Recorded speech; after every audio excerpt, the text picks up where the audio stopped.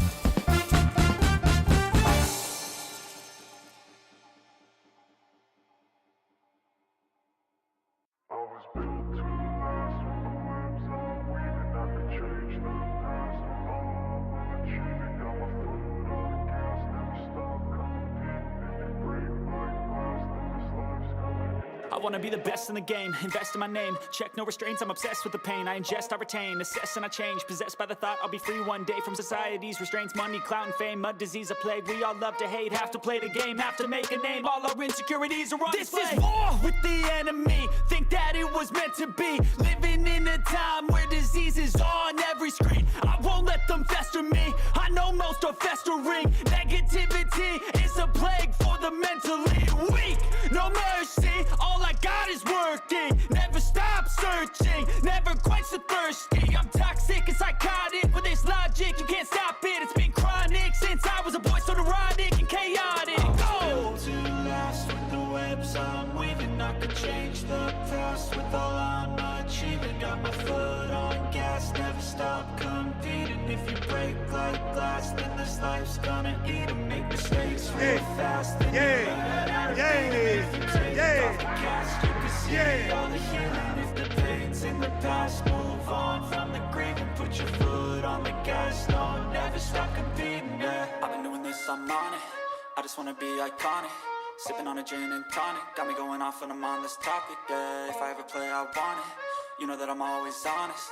Stay away from those who are toxic. Keep them out your face, no way, you don't want them, yeah. Don't try to drain my energy. The enemy is everything. It's mentally, unhealthily, spreading like a rare disease. But I won't let it get to me. I don't need your therapy. I can leave a legacy of leading by intensity. Come on, we can fight this. Freedom is priceless. Spread just like a virus. Living in a crisis. Do you feel courageous? Do you seek greatness? Trust me, you can take it. Go on and take your aim, yeah. Built to last with the webs I'm weaving. I could change the past with all I'm achieving. Got my foot on gas, never stop competing. If you break like glass, then this life's gonna eat 'em. Make mistakes real fast, then you learn how to beat 'em. If you take off the gas, you can see all the healing. If the pain's in the past, move on from the grave and put your foot on the gas. No, never stop competing, yeah.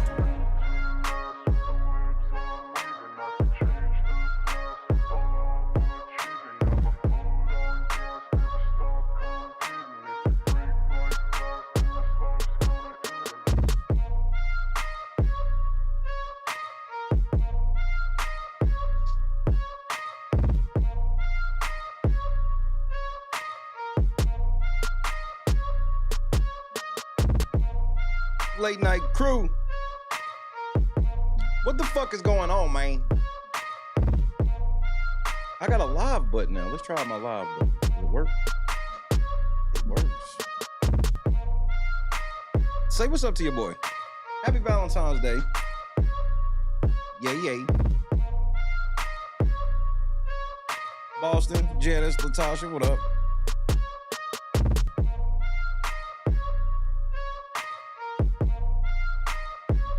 Man, Christy made a fucking great ass meal, bro. I don't even know what I'm doing here. Oh yeah, I gotta work. Damn it. God is great anyway.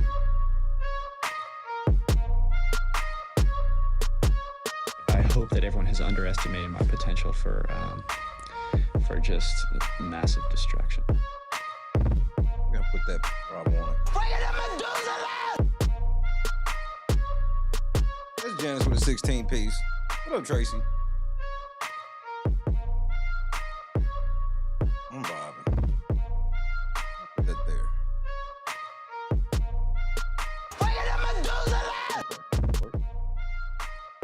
Blessing, what's happening? I almost forgot to buy my cars on Grand Theft Auto. That's why I was late. I ain't even gonna lie to you. Some of them cars be limited edition, and you know I be using them for the stream. And they don't. So sometimes it be cars that are gone and they come back for like a week. Yeah, so I had to go get those.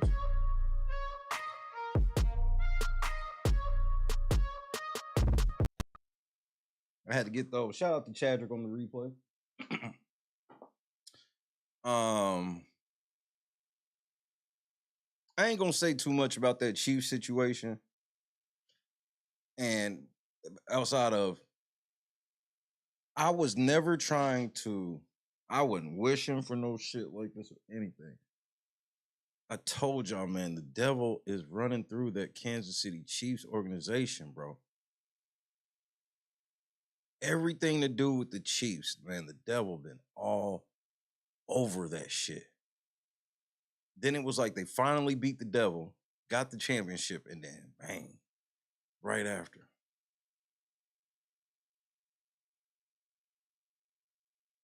I want to start off by saying, fuck the Kansas City Police Department. Fuck you niggas.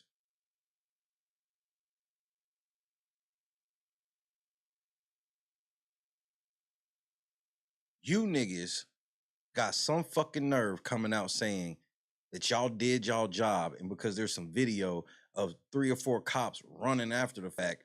First of all, it wasn't even no cops that apprehended the niggas, because you know why? Cops fucking are trash.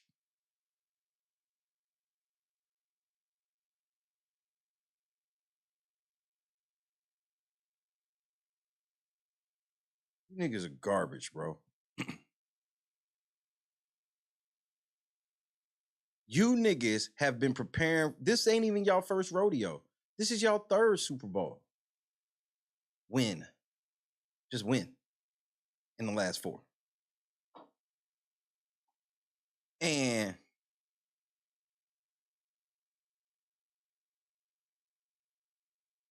for you niggas, first of all, y'all whole reason for being there is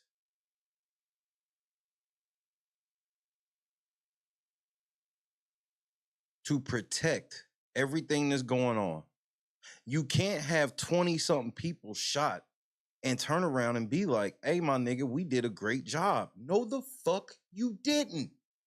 I'm sick of the police always patting themselves on the back no matter what the fuck. No, y'all job was to make sure none of that happened and all of that happened.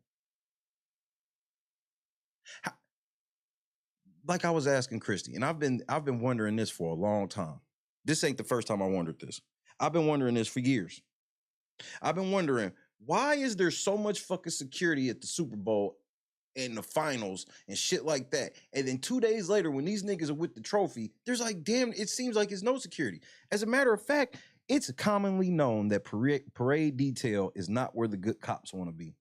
Parade detail is where the lazy cops, the degenerate cops, that's a punishment for some cops, and other cops, that's like, yes, I just get to go down there and I just get to be the. And then when some shit popped off, that's why you saw all these fucking fat ass, old ass cops running. Did you see any cops that looked like they were really in shape, ready for the task? Nah, the motherfucker that was in shape and ready for the task had on a Chiefs shirt.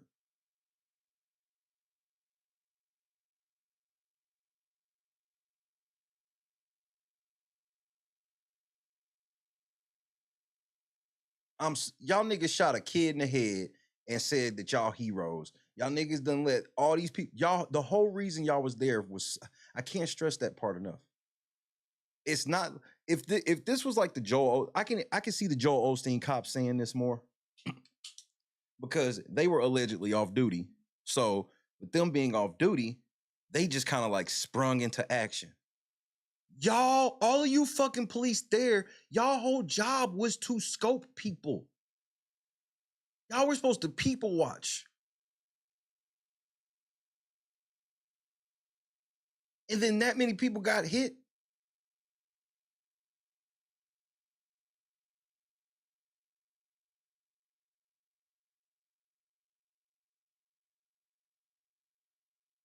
And I know I'm going to be in the minority of saying this. And I don't feel no way if anybody doesn't do this. If I played for the Kansas City Chiefs, there is no motherfucking way I would accept my championship ring. There's literally blood all over it. Y'all can keep that shit. Whatever voodoo's wrapped up in this season, you've been there. You was there, Chiefs players. You seen all the voodoo from the inside. Ain't no motherfucking way. Y'all had that shit.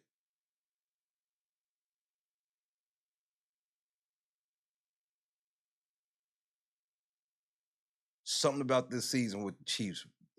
From the day they said Taylor Swift, I said the devil is now entered the Kansas City Chiefs organization, and everybody laughed at me. I don't play with stuff like that.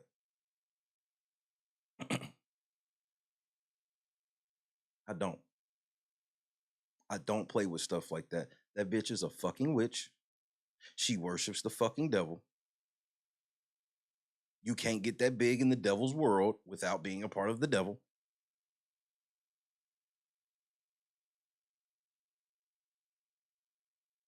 Nah, no, hear me, Latasha. The devil's everywhere.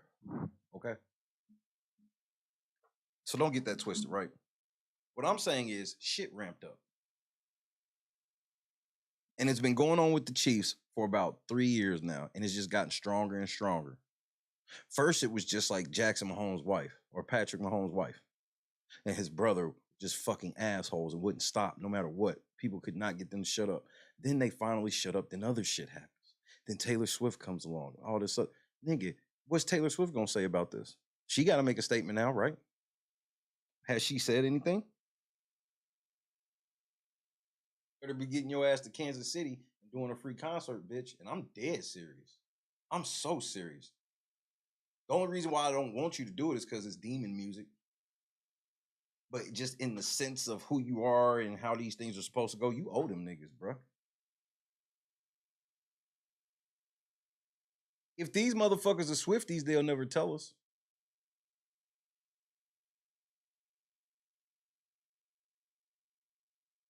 Shay, why would it be a Swiftie? I thought they were Chiefs fans.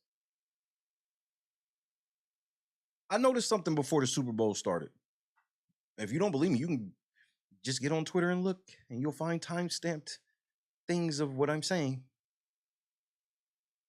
Before the game started, all of a sudden, Swifties started talking shit about Travis Kelce. They was saying pretty much everything except he's a woman beater. They was basically calling him a woman beater, saying he's aggressive, all of these things, akin to calling him a woman beater, right? No biggie, whatever.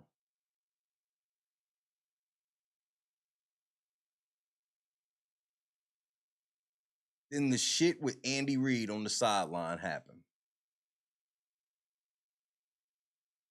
And then there were several tweets where they like, this is what we were talking about. See, he's scary.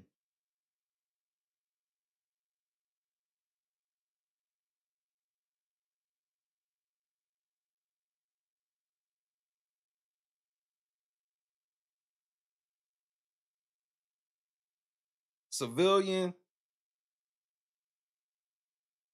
apprehends suspects after they shoot several people with police presence with no fatalities. Police apprehend suspect, shoot her the fuck up, and then shoot her kid in the head.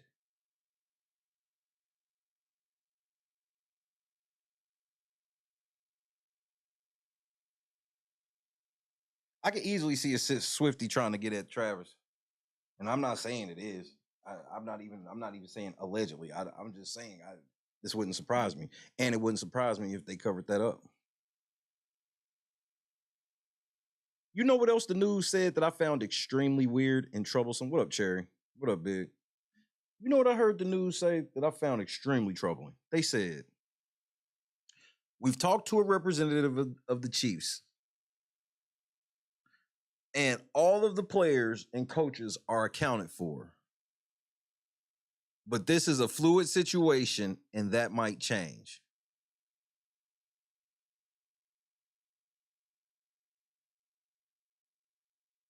How the fuck does that work?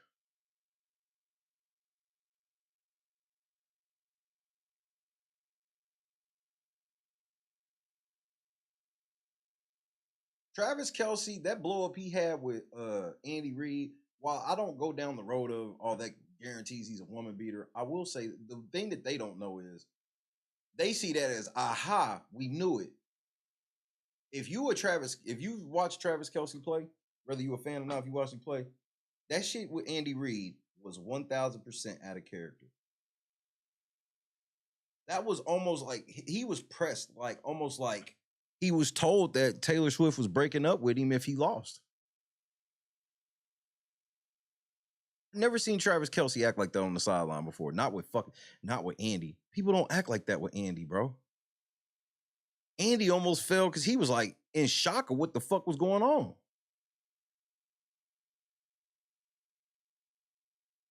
I ain't never seen Travis act like that on the sideline with Andy Reid. That I'll admit that that's highly weird.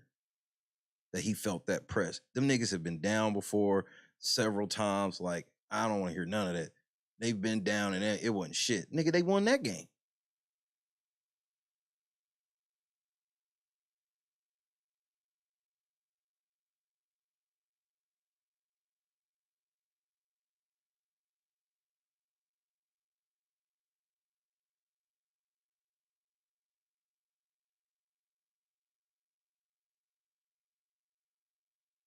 I pray for everybody up there. Bro, I don't by any means say because of my assessment of the devil and all that shit by any means that this was y'all fault, could have been avoided. I ain't said none of that. It's not what I'm saying. I'm not sitting. I didn't know that this was gonna happen. That'd be the only way I could say some shit like that.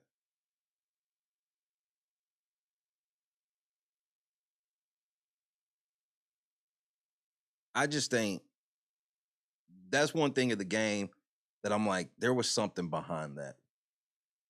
Something had him pressed, and it wasn't just the pressure of the Super Bowl. It's fucking fourth Super Bowl, and he had won 2 of the last 3.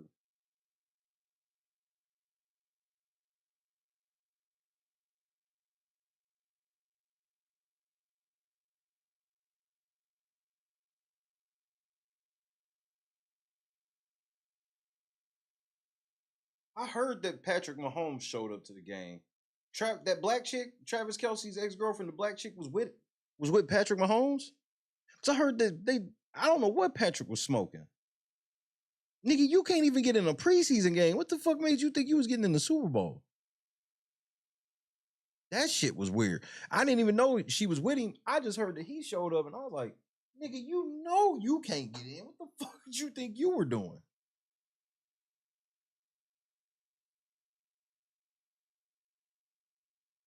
Or Jackson Mahomes.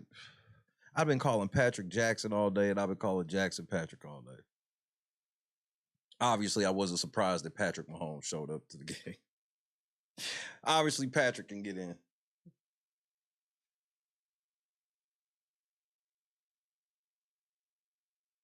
I heard he pulled up, and I was like, here you go.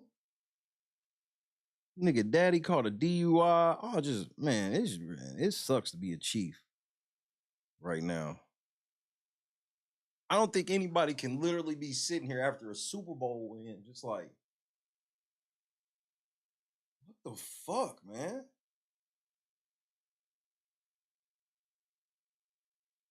And a lot of times, this is like the last time niggas see each other for some months, bro, is the championship parade.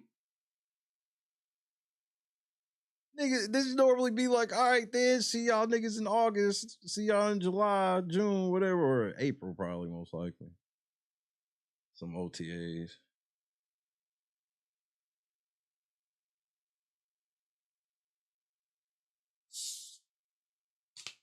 Nigga, we gotta meet one more time. Like, this can't be it. We gotta have a team dinner or something tomorrow. Dumbass media, like, were any of the Chiefs players in danger? Nigga, were they there when the shots went off? What do you mean? Here, let me show y'all. Let me show y'all how quick the situation happened. Let me see if I can find if I still got access to it. I better. Waiting for that bitch to end so I can do my thug thizzle. Damn, this motherfucker is still live now.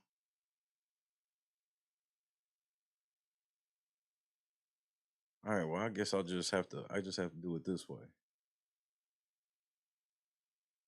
Because I've been waiting for it to end so I can grab it. This bitch has not ended. This is about to be like it's gonna be a 12-hour video. They probably end this bitch every 12 hours.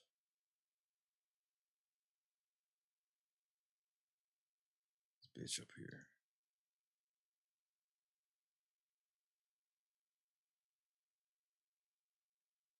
This is what fucked me up about it. I ain't gonna lie. This is what fucked me up. What fucked me up about it was I try not to be on conspiracy shit. I really do. But the timing of how they were showing the parade, they weren't showing it, and then they came back and was like, yeah, people been shot. You about to see?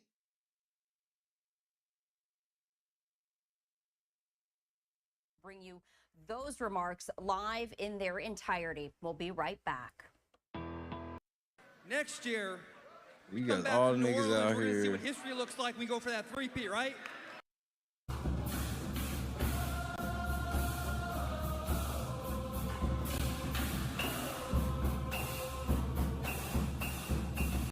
And a number of other players. But again, what a great event, the culmination of a very challenging season for the Kansas City Chiefs. And again, they said they are going for the three-peat next year. They hope to be in New Orleans. A better idea for that. Well, we are going to step away because, again, we can't play the music, but we can certainly enjoy the sights right there. We also do have another live event happening, this out of Washington, D.C. The House Rules Committee hearing is talking, and so we are going to shift gears for a few minutes on that. We're going to head there right now and listen in. Okay. So we head over to this shit. Kinds of choices and It's like, debate, okay, that, the fuck are these niggas over here doing? Man, nobody give a fuck about these old ass niggas. Niggas over here talking. Unpopular in both the Arab and Muslim world beforehand, and this was a perfect opportunity in both the Arab and Muslim world beforehand, and this was a Hold on, I just realized them bitches behind them with the red hands. Y'all niggas is wild, bro. perfect opportunity for them to ingratiate themselves with both communities. But I think you're exactly right that the Houthis are getting a tremendous amount from these attacks. This is exactly what they wanted. And what we've seen, as the administration has pointed out, they are attacking ships that have no connection to Israel whatsoever. It is very useful for them. It is terrific for them to demonstrate their importance, their power in the world by shutting down or threatening to shut down one of the world's most important shipping routes. Dr. Alderman. Power in the world by shutting down or threatening to shut down one of the world's most important shipping routes. Dr. Alderman. All right, continuing to listen in live here to this event. We do want to step away from this for just a moment because we are following some breaking news right now. We've been showing you all of these live images coming out of the Kansas City Chiefs Super Bowl victory parade. However, things have gotten a lot more chaotic since we last showed you that. Apologize for any shakiness here, but we're learning that shots have been fired around Union Station during the Chiefs parade. You can see some caution. Look at this fat ass nigga. Look at y'all, bro. Y'all niggas was not doing what y'all were enjoying the parade, nigga. You niggas got caught lacking. This is all the police fault. Y'all had one job. Caution tape there in the background, a very large amount of law enforcement presence here. And moments ago, we saw people running. I want to play out that video for you here as well. Take a look at this. This is when we first started to notice some of that commotion unfolding. These crowds of people running into and away from Union Station. It looks like police were going in. I believe this is Union Station here. People running out. And a lot of chaos unfolding here. People starting to get an understanding of what has been going on and starting to disperse from the area. And so this is the video that really struck us as we're continuing to wait for updates right now. And take a look at this here again. You see a lot of that. The police got no control of this shit. You see people running in with the police. We did a great job. There was no way any of this could have been prevented. Niggas are running in with the police, but then they gonna turn around and be like, and the police were brave. They ran in there. So did everybody ran in there, nigga. What are you talking about?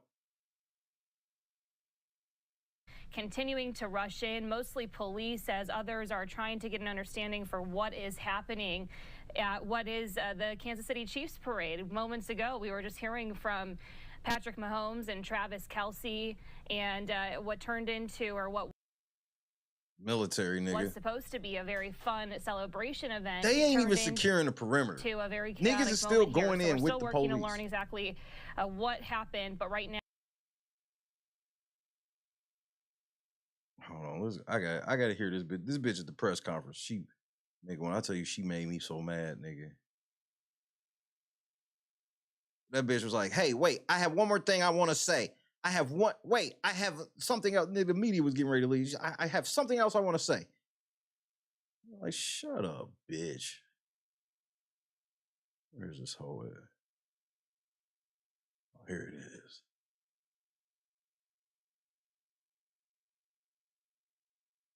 It's when they was walking off. This bitch, nigga, they start walking off, nigga. Danger. But This is a question Thanks, for guys. fire. Thank you, guys. Can We're I, gonna get back inside. can I ask hold a on, so fire real quickly, question? of the 10 to 15 injured that you say, are all of those gunshots? I want to know, and do you have a sense of how many, or are some of those also critical in injury? We've covered that. We don't have that information. I just have a fire question about Hold how on, it's 10 to handled. 15 is what we have, potentially 15, one deceased. I don't have a condition on the other gunshot victims. Those are all gunshots, though. Correct. So correct. We don't know how many are critical. one fire question, I do not. because Chief Graves said there We're were going to no have a lot of children updates later, guys. Okay. We got to go inside and gather this information. I appreciate it. Where are the updates? Watch her turn around, nigga. Just look on Twitter. Wait, hold on, nigga. I just have one. I just have one. Sure, you I guys just keep have. us updated. Excuse me. I just have one thing to say. This is not Kansas City. I'm angered by what happened, but I want you to know that the Kansas City, Missouri Police Department and all the law enforcement officers that were there today, that were serving and protecting, did the best that they could, and I'm so proud of them that they ran into danger. You proud of them? You sent them niggas out to protect the set, and 20 people got shot, and you're proud of these niggas. It's what I be talking about with the police, bro. They can't ever hold themselves accountable. And then talking about this isn't Kansas City. Bitch, it happened in Kansas City. That's y'all shit, nigga. You got to hold that L, nigga. Fuck you mean? No, this is actually Kansas. What's the other Kansas City? The Kansas City on the other side? It's Kansas City, Missouri, and Kansas City. What is it? Kansas? No, because Kansas sits on. Which one is this? Kansas City, Missouri, and Kansas City what? I forget the other one. I don't want to say the wrong thing like Trump. Okay, I thought it was Kansas City, Kansas. Kansas City, Missouri. No, that was not Kansas City, Missouri. That was all Kansas City, Kansas. This bitch trying to throw the other Kansas City under the bus. Kansas is on the side without the football team. I learned that through my travels of driving east to west. I actually did learn that. That's how I know that. I'm like, wait, bitch, you trying to throw the other Kansas City under the bus? This was not Kansas City, not Missouri. It's them assholes in Kansas. And I'm so sorry they have embarrassed us yet again. This bitch, bro. I'm so proud of these niggas. We sent y'all niggas out to protect the parade. 20 people got shot, and they still like, we proud of y'all, nigga. The city. I'm angered by what happened, but I want you to know that the Kansas City, Missouri Police Department and all the law enforcement officers that were there today, that were serving and protecting, did the best that they could, and I'm so proud of them that they ran into danger, getting 2 people into custody, and at the same time rendering life. Whoa. Y'all didn't get anybody into custody, nigga. That was a citizen's arrest, nigga. You not taking that from... Hey, put the name of that nigga in the chat, please. You not taking that from him. He the hero without the gun. All you heroes with the gun didn't do shit. The hero without the gun laid wood, nigga. They should give him a Super Bowl ring, and you should not accept it. Don't accept nothing from them niggas. They go, nigga, there is a such thing as citizen's arrest. So when the citizens do the, nigga, you don't get credit for that collar, nigga. He did it. All he did, this is like y'all trying to take credit for a bounty hunter arrest. No, you didn't arrest that nigga. You just took him into, y'all transferred custody, nigga. Nigga, they got, nigga, oh my Lord, just pole jocking. The city. I'm angered by what happened, but I want you to know that the Kansas City, Missouri Police Department and all the law enforcement officers that were there today, that were serving and protecting, did the best that they could, and I'm so proud of them that they ran into danger, getting 2 people into custody, and at the same time rendering life-sustaining aid to those victims. We were here for a safe celebration, and because of 2 bad actors or more, it is why we're standing here today. Could it be that the police didn't do a good enough job securing the perimeter as well? Just admit that could be a possibility. You're just saying it's a matter of fact that, hey, we had this shit. There was nothing we could do. There was literally nothing we could do. Which lets me know if them niggas was able to get caught like that, getting tackled like that, these niggas didn't plan this shit like that. Which means that, bro, yeah, I'm sorry, bro. I'm putting this on the police. This is what y'all be there. Bro, have you ever been to events like this? And have you ever dealt with the police, how much of assholes they are at events like this? They'll tell you they have to be assholes like they are to prevent shit like this. Then shit like this happen. They're like, man, nothing we could have done. It's just two bad apples. We will recover as a city. My heart goes out to our victim who is deceased. But your police department stands ready, and we are invested in the safety and betterment of Kansas City. Thank you. I mean, this is some shameful shit. I'm losing my motherfucking mind, man. Thank you, bitch. Shut the fuck up. You literally took credit. You didn't even thank the fucking fan that actually caught the niggas that did the shit. You niggas didn't do shit. Your whole job. What was their whole job? What is the purpose of parade detail? To ensure that nothing bad happens at the parade. If something bad happens at the parade, bro, it's your fault. You can't say we did everything, bro. I guarantee you can't point to the fact that you were there on scene lets me know how organized this shit really was.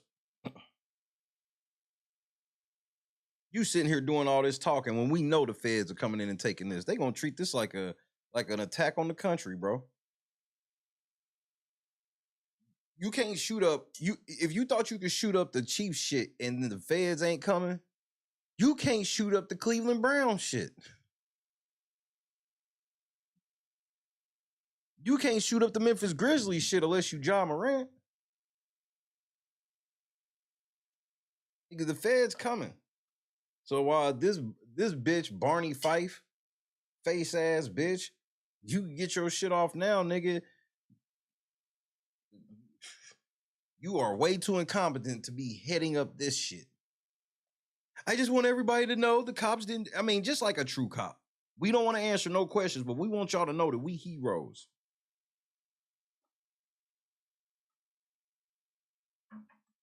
There could have been so much more death. Well, could it have been possible that there could have been less death?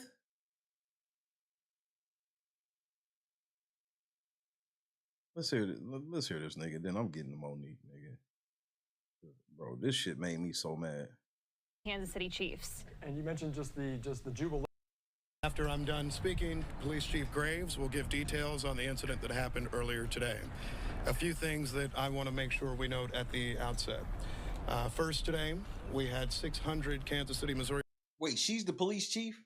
Police department officers, 250 from outside agencies. We went out today, like everyone in Kansas City, looking to have a celebration. That celebration. You telling me y'all dispatched 600 police officers and got?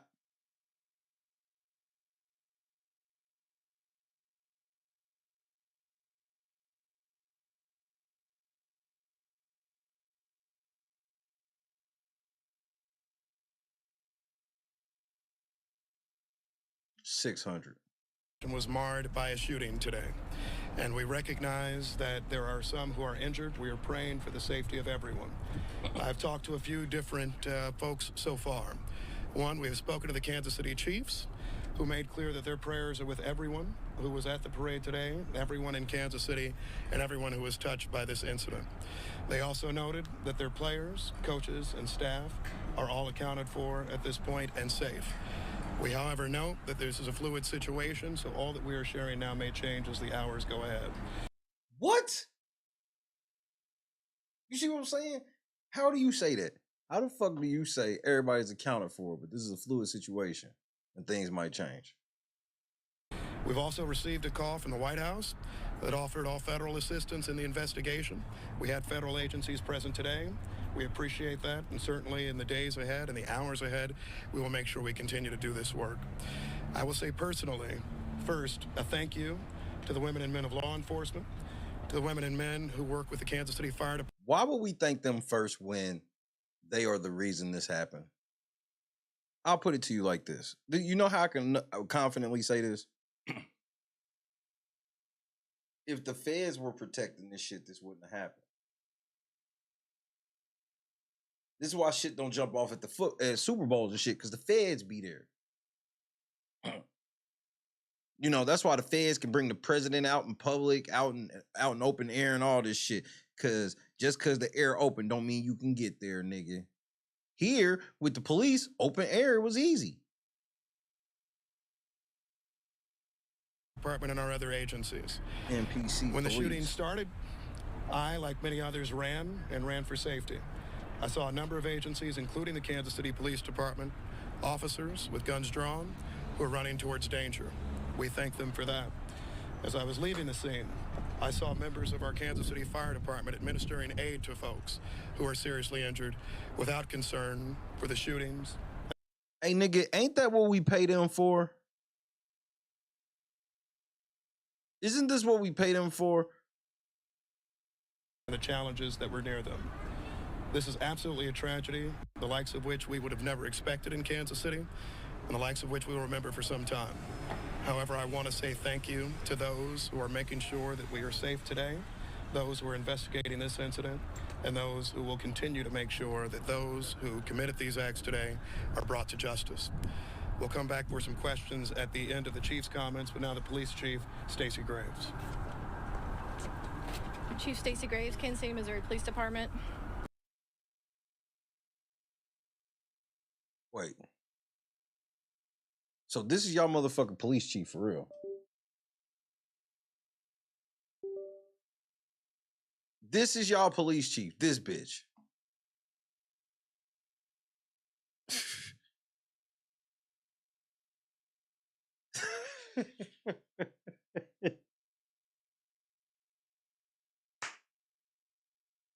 It ain't that it's a girl, it's that it's this girl.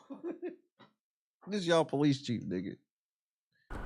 At the conclusion of the Chiefs rally today, there were shots fired on the west side of Union Station. Immediately, officers responded to the area, took 2 people into custody, and also immediately rendered life-sustaining aid. No, y'all didn't. The nigga that did it has already been on the news, and he was not a cop. To those victims. Lying bitch. We're still gathering information on the number and the status of victims. But like I said, we know that one of the victims is deceased. We also know that Lisa officers Lopez ran towards danger. Officers were there to keep everyone safe. I'm angry at what happened today. The people who came to this celebration should expect a safe environment. We had over 800 law enforcement officers, Kansas City and other agencies.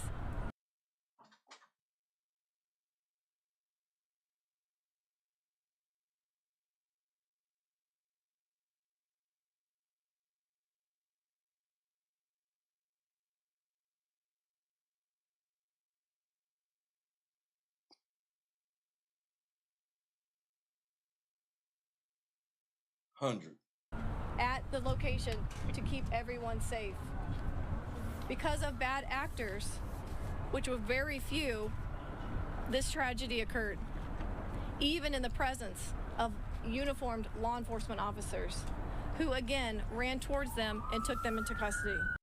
How, with 800 police officers there, they wasn't in arm reach of this motherfucker already? This sounds like y'all were not tactically deployed. Because I'm trying to understand how y'all got 800 cops there and then cops had to run over to shit. Where were the cops that were already supposed to be over there? Fucking dumbass. To the people who were injured in this tragedy, our hearts go out to you and your families.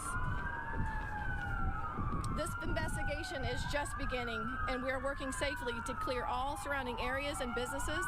This is still an active investigation. We will continue to keep you updated. We will keep you updated on Twitter and most likely a follow-up press availability. Did you have anything? 800-3, and these niggas is like, we won. 800-3, 20 people got hit, and the cops weren't. I'm like, how did 20 people get hit if y'all had 800 niggas there? Who put 800 bloods on the set? I guarantee you 20 of them niggas is not going home or not getting laid out. Not without it being not by 3 niggas. There's not going to be a situation where there's 800 Crips, 3 Bloods, or 800 Bloods and 3 Crips, and they take a loss of 20. That's just that ain't gonna happen, bro. Ask Draco the Ruler how that go.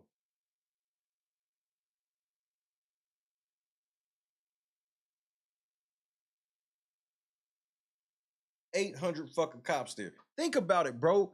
Out of them 800 cops, none of them were the best cops. The cops they assigned to this shit are cops that want this shit. You don't think that that's considered a cushy job, getting to work the Kansas City Chiefs parade? In a million TV shows and movies where they talk about how when somebody gets in trouble, they get desk duty or get parade detail.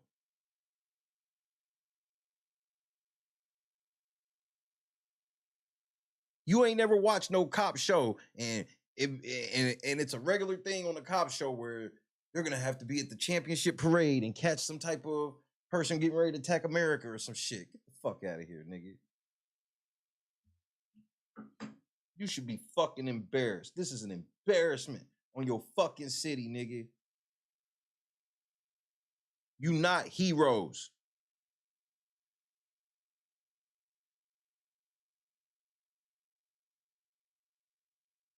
Fucking disturbing. You niggas was there enjoying the shit. You niggas wasn't there on your P's and Q's like you should have been. Because I can get that maybe he surprised a motherfucker, but he hit 18 to 20 people, and then a civilian had to get him. So he shot that many people, and y'all still weren't there, and a civilian had to get him. 100 motherfuckers. And it took a civilian to get the job done. But y'all the heroes. And y'all niggas is on overtime right now. I guarantee as many niggas as possible. Now, I know I'll stay. Shit, I'll get this overtime. I'll stay. Ain't doing nothing but just standing around. Sitting in the car, blocking the street, getting overtime.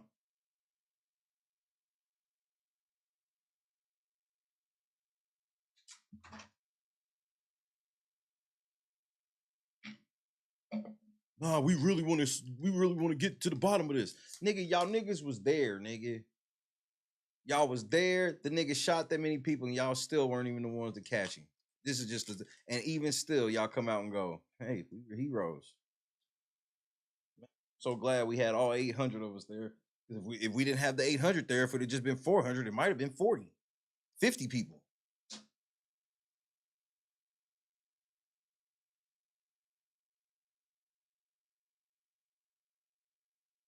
They just didn't look well together as a unit. No. One of our victims has been declared deceased. We have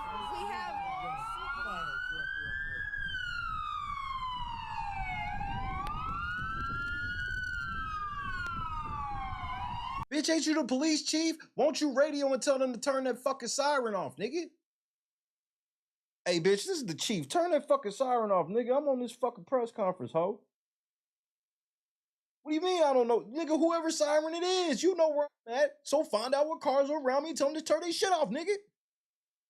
The fuck?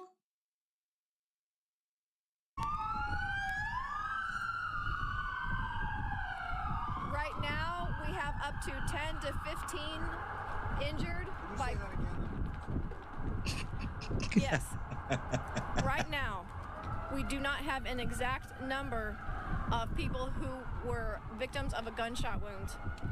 It could be upwards from 10 to 15 with one deceased. I told Christy from the moment they said it's 10 to 15 people hit, I said, well, you know it's more than that. I was like, because they will never overshoot on that first number. They will always undershoot. They want to hope for the best. How many are in critical condition at this point? I do not have conditions on our victims just yet. Any believed to be children? I do not believe that any of them were children. Any law enforcement injured? Not the cap. Nothing of note. Chief, what do you guys believe now prompted the shooting? We are still, that is still under investigation. I myself was outside when I heard the shots fired. It is an ongoing investigation. It's going to take us a little bit to determine exactly what led up to the shooting. I will say, though, we do have 2 suspects in custody. How the fuck? Listen, this is all I want to know. How did y'all have 800 police officers there and not have a mobile command center set up to where y'all got access to pretty much every camera around that motherfucker? Y'all should have had a drone flying around at all times. How do they not just have drones flying around? Why was the police helicopter not flying over the parade? Can anybody vouch that the police helicopter was out? Because it should have been flying over the fucking parade. Like, there's so much shit that y'all could have done that could have helped prevent this shit. And it seems you niggas didn't do shit. 9 fucking kids got hit, and you gonna sit here, oh, I don't think any kids got hit. No, a bunch of kids got hit, bitch. A bunch of kids got hit trying to see they fucking hero, Patrick Mahomes.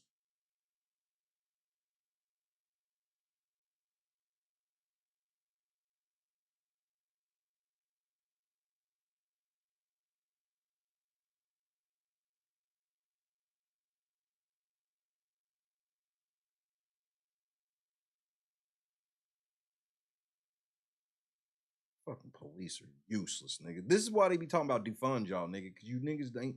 First of all, you don't call the police to prevent shit. You just call them niggas after the fact. Nigga, you can know a motherfucker getting ready to do something to you right now and call the police. Unless you can prove this motherfucker without a shadow of a doubt, police gonna tell you we can't do nothing until they actually do something. Then y'all need to take the word protect off of your car.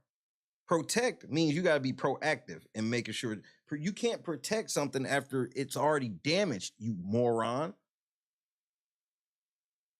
There are rumors circulating on social media that some fans may have helped detain one of those. I have heard that as well. I have heard that fans got involved in the apprehension or the pursuit of one of the suspects. I cannot confirm that right now, but that is. You already done said that y'all did it.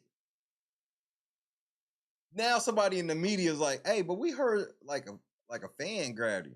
Oh yeah, I heard something about that. Yeah, but I don't really know for sure or not. So I just give us the credit until somebody says different. I'm gonna just give us the credit for it. It's something that I have heard myself. Yes. Talk about the response time because you say 10 to 15 possibly injured in the shooting. Started sort of a timeline from there to the point where your officers responded to the point where you had KCFD helping to absolutely your first aid. As soon as the rally concluded, there were shots fired on the west side of Union Station. Officers were on scene in the area. I know one of the suspects was immediately pursued on foot. Like I said, there's 2 suspects in custody. I have heard the information that was just requested. I will confirm or deny that. But after that, immediately. But look, you've already been caught lying, bitch. Now you're gonna say, "Oh, I'll confirm or deny if the shit happened or not." No, just a second ago, you said that y'all did it, and then just so you know, that part that I played y'all when she came back, that's at the end of this. So she comes back after the fact and gives themselves credit for it again. She's a fucking liar. Rendering life-sustaining aid, calling in fire, which is the fire department, to also assist those victims. Do you know if there were more than 2 people taken into custody? Because we had 2 people, after you guys had made your announcement, there were 2 people in custody, 2 people live on our air being taken, handcuffed, put into abeyance. So can you tell us about that and the process as this investigation continues? I don't know exactly the 2 that you're talking about that your camera caught on video being loaded into a wagon. I don't know that, but I can tell you that in and around that scene, it is still active. Not active in necessarily threats, but it's a very active. You're just such a dumb bitch. She's bad at this. This is the first time she's had any type of this is the first time she's had the big show. This nigga back here, the nigga behind her, like, man, I ain't want that bitch to be chief no way. All right, fellas, I know how this shit go in that police department. That's where the real misogyny is at, my nigga. And I know how y'all niggas feel about this bitch being y'all chief, so I ain't even gotta ask. We're still investigating. This is still early on. We still have parties that are walking into hospitals. Chief Graves, do you know anything about the suspects in terms of where they're from? Are they from Kansas? I do not know that, but that's something that I also will be finding out. Two questions. We were hearing upwards of maybe 20 shots. Can you talk about the number that you heard while you were I'm hearing 10 to 15, possibly 15 with... See how much they lie? 9 kids got hit, and they like, oh, it was 15 shots maximum. Then how did like 18 people get hit? Once she finished, we're going to find the final count, then I'm going to go to Monique. With the one that is deceased. And do you know anything about the timing? It seems odd that it's waited to the very end of the rally. I don't have anything about, I can't give you an answer on the timing. I can just say that that's when it occurred, and we are investigating what led up to that. Maybe once we get some of those details, we'll know why that happened at that time, but right now it's still too new. Chief, was it just one incident or multiple incidents that injured multiple? That is something that is under investigation. Mayor Quinton Lucas, you talked about how you were on the ground and you yourself had to run for safety. I understand we're still waiting on a timeline and trying to understand what exactly happened. But we were having a Super Bowl parade, and this is what the country is talking about now. What is your message to this city at a time like this? I second the comments by the chief. My message to the city is, yo, police ain't shit. When 800 of them are together, they still can't keep 20 people from getting shot. When you around a bunch of police, don't feel safe. Welcome to the Terror Dome, bitch. Terror Dome, bitch. Because we gonna keep it a stack. There's a lot of people that let their guard down. They like, look at all these police here. So I can get caught lacking. Nope. The biggest lesson you need to learn is, don't matter how many cops are there, stay on your P's and Q's, because these niggas are sucky at their jobs. They can't prevent shit. They're good at coming up after the fact, locking up people after the fact. Nigga, how many fucking videos we watch on this channel where the cops lock niggas up and then try to figure out charges after the fact? Like, they're not good at actually protecting the community. Chief of Police, I'm heartbroken. First of all, I'm praying for the victims and the families impacted. I start with them. I'm incredibly upset, disappointed. But I was it's there with my 15 wife. shots. I was there with my mother. We never would have thought that we, along with Chiefs players, along with fans, hundreds of thousands of people, would be forced to run for our safety today. I think that I'll let the investigation shake out before coming to any further conclusions, but I think the initial response absolutely is anger. You know, we have done a number of these now, and this is a day that a lot of people have... Okay, who are we mad at, though? Besides the shooters. Who are we mad at?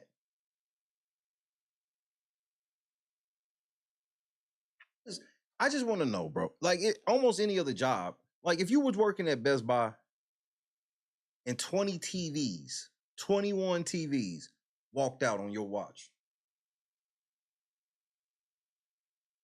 your whole job was to stand at the front of the store as the loss prevention person, and your whole job is to ensure that no TVs walk out of the door. But in one rip, 21 TVs walk out of the door. Is this person getting a raise? Are they going to call this person a hero? No, they firing that nigga. That's just over some fucking TVs. Over some... Nigga, you had 21 TVs come out? Yeah. Yeah! Fire! What? 21 people shot. We heroes. We did the best we could. Even though our whole job was to make sure that nothing happened. Something actually did happen, but hey, it ain't our fault. And we'll do an independent investigation that's by somebody we know, and they will, you know, they'll let you know that we didn't do anything wrong.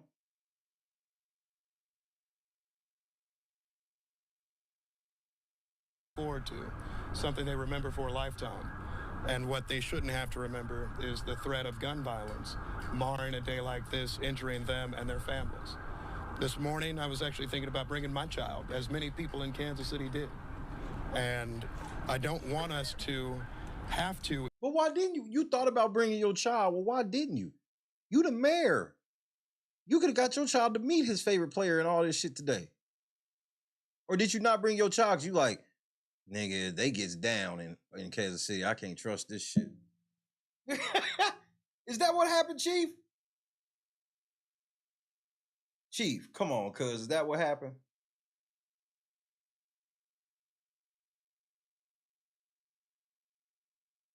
Nah, Chief. Tell me that ain't what happened, cuz. I was bringing my kids, so I realized Kansas City ain't really the place to take your kids anywhere. In our country, for every big event, think about a concern of being shot. As the chief noted, we had a lot of law enforcement officers there today. They did exceptional and outstanding work, and I will second that again. Because on your timeline point, I was inside of Union Station. We heard something. A number of us start running, and I see a stream of officers going the exact other direction. In, with guns drawn, ready to address danger. And they shot nobody. And they had their guns out, they ran. Just for the record, they had their guns out and they ran. They didn't catch anybody and they didn't shoot anybody. By the time they got there, the work was already done because they were late. This nigga trying to act like their response time was great, even though their response time led to a civilian catch. Because what if the civilian don't catch him? We might be talking about a manhunt right now.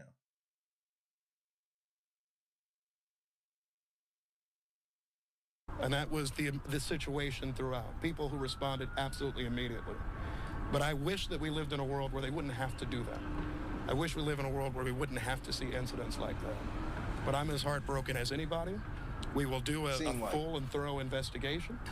I hope that we bring whoever this is to justice, and we will continue to try to make sure that we can be as safe as possible. However, when you have people who decide to bring guns to events, when you have people who are deciding to try to mar events, celebratory ones like this one, all of us start to become members of this club that none of us want to be a part of, which is those who have experienced mass shootings. I hope for Kansas City this is one of the last times we experience that. You know another thing I ain't never understood? I never understood why they don't just have the trophy shit at the stadium. I've never understood that. Nobody would have got shot at the stadium. See, they acting like there's nothing they could have done to prevent this. They could have taken this more seriously and had this perimeter way more secure.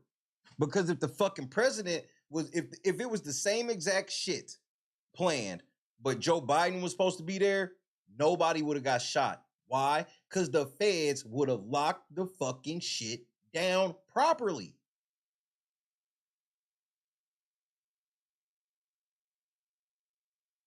Ain't no way, if the feds was involved, ain't no way no fucking civilian was apprehending nobody, or they would have got fucked up too.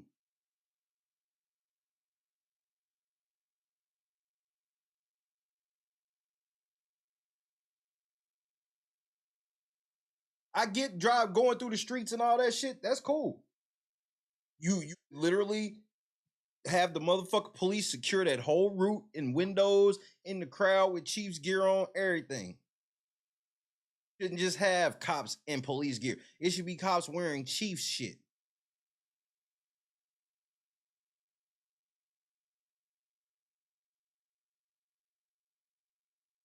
You have them take the route, and they take the route all the way to fucking Burrowhead.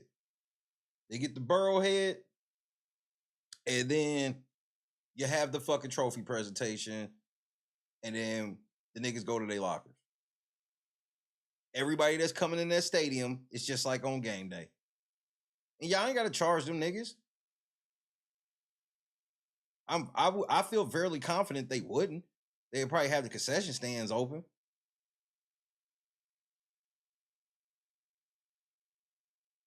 This shit was, they had 800 niggas there, and this shit was not secured properly. The main reason, I'm not saying that with them 800 officers there, can't nobody get nothing off. You can't get off shooting 21 people if the president was there. It's just not gonna happen. The feds are gonna have everybody in arm's reach. No matter where you are near the shit, they in arm's reach. And it's niggas in windows with binoculars and all. Bro, that shit real. That shit's not fake. That's real. That's real military training and all this. That's real. Again, this is why the president be outside And that's why they still talk about John F. Kennedy, because it's like, how the fuck he got like that? That was in the 60s. Presidents go anywhere. Bro, you see the vice president, president shit together when they ain't really supposed to be together. Hey, try it.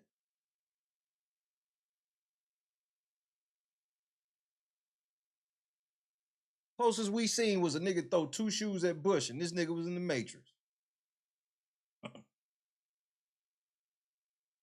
And my whole thing is like, y'all know how important the Kansas City Chiefs are to the world. Let's just keep that a stack. That 56-man roster, something happened to one of them niggas, the whole fucking NFL community, fan base and everything would have been devastated.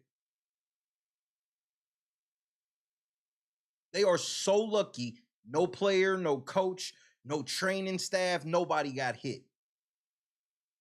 We know of.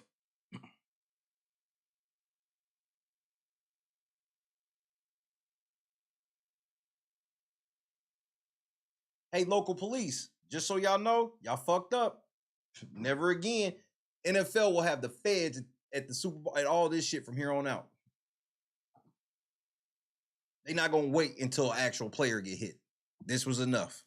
I guarantee. So all of y'all that was loving the fact of, yeah, I get to be on the, bro, have you ever really, listen, next time you go to a professional sporting event or watch one on TV, especially basketball, for example, when they call a timeout, watch the police officers that come on the court to stand there in case somebody runs out there or some shit. They always fat and fucking out of shape and all this shit. Why? Because that's a cushy job. They don't be at them jobs on their P's and Q's like they supposed to. Nigga, I'm security for LeBron tonight.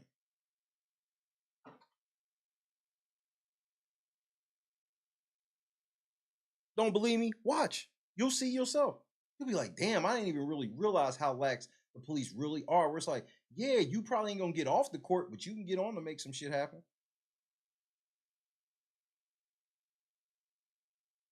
Blessing, she knew the fucking children were hurt. She just don't want to say it yet. They on they dick ride shit right now. We heroes right now. Don't be asking us about kids and shit. We heroes right now. Damn, bitch. I can't even get out of my mouth that we heroes and you asking about kids getting hit and shit.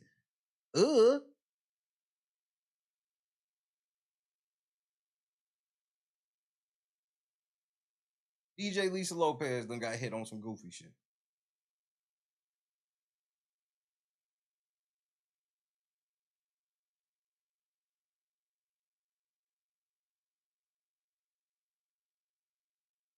Y'all telling people it's 800 officers and 2 to 3 niggas got 21 people and y'all still didn't even apprehend them. It's like y'all, it was like, what were y'all there doing? Were the players in any danger at any point? What's that? Sorry, I'm going. In danger at any point? Was I in danger? No, were any of the players? Nigga, nobody give a fuck about you.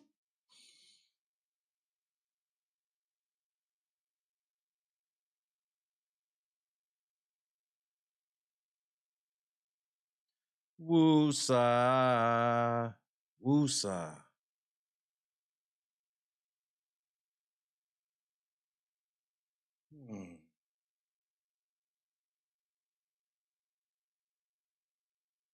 Yeah, the people want to know if the mayor was in danger. Because you was up there getting that trophy and shit. Was I in danger? No, nigga, nobody give a fuck. This nigga said, was I in danger? You know what? I think we'll let the investigation take a look at that. The police department responded effectively, I think incredibly quickly, to make sure that people would be out of harm's way. That being said, a number of us had to flee from a situation because we heard a sound of gunshots. So I'll let you answer your own question in terms of whether you think that's something that puts you in danger or not. In my view, many times shots are nearby, you don't know where they're coming from, you don't know who's firing them and all of that, then perhaps there is a situation of danger.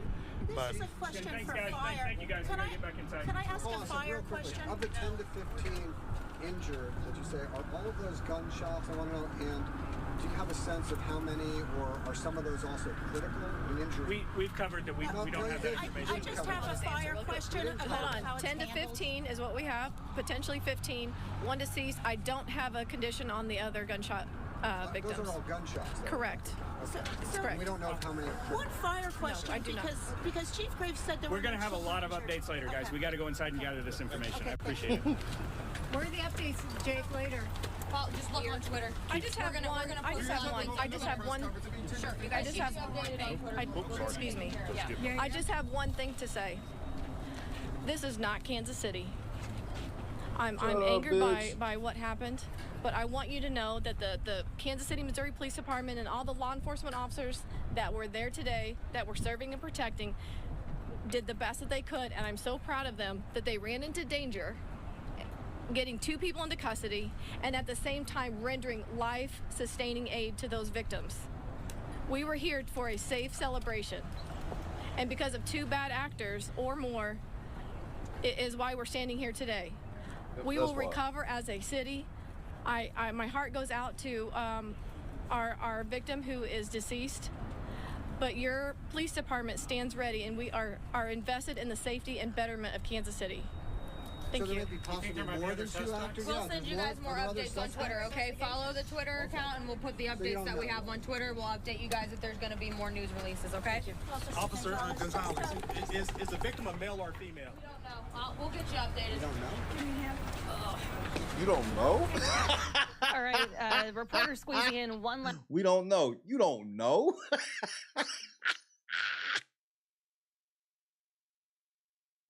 Press conference ever, nigga.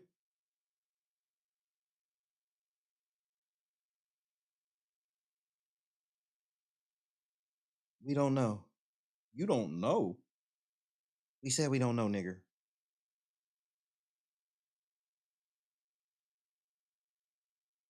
I'm not even black. White people can be niggers too. That's racist if you think they can't.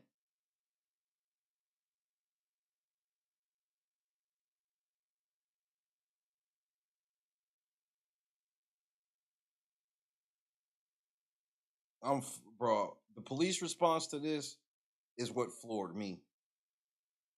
I said, how did y'all let this happen? And then I give y'all the benefit of the doubt of like, man, shit happened, right? Cool. But y'all can't come out and call yourselves heroes after that.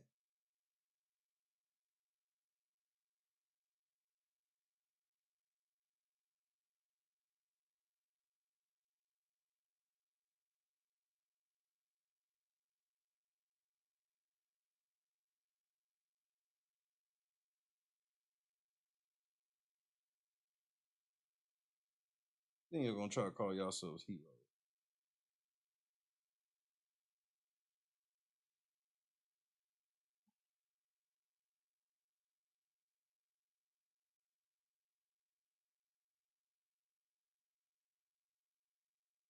This is where I get confused, though.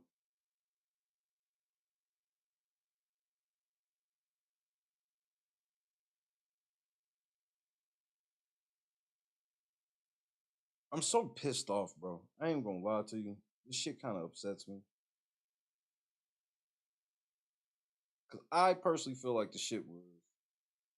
I feel like the shit is so unnecessary. And it's a tricky position to put myself in because it's like, look, man, I ain't trying to be a dick. And I don't like just like trying to blame people for shit or whatever, but come on, bro.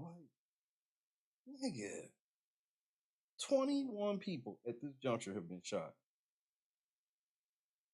Y'all don't feel no responsibility for it.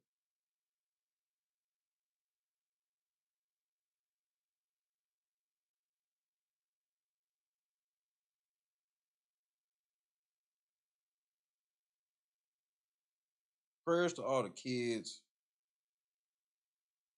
You know, I was sitting watching fucking football with my son. I couldn't imagine like him being 3-4. We going to this shit and he either getting hit or have to deal with the fact of knowing that I just wanted to celebrate my team winning and people are now dead.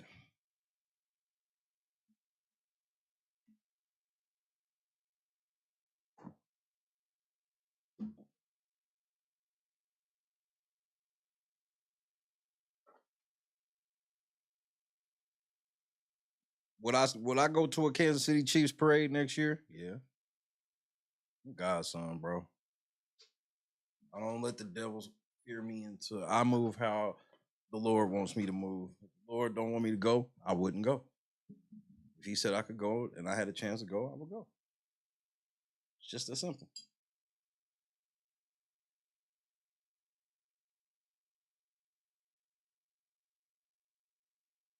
So let's talk about Monique, bro.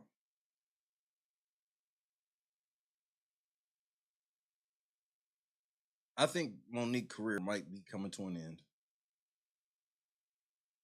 I do not see how Monique bounces back from this, to be honest with you.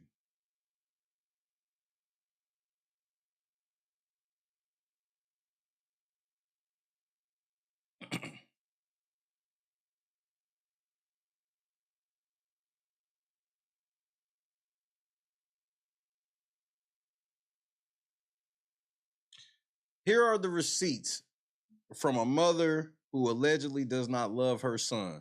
We are sharing this with you, Shalon, in the community. Some will completely get it, others won't. We love us for real.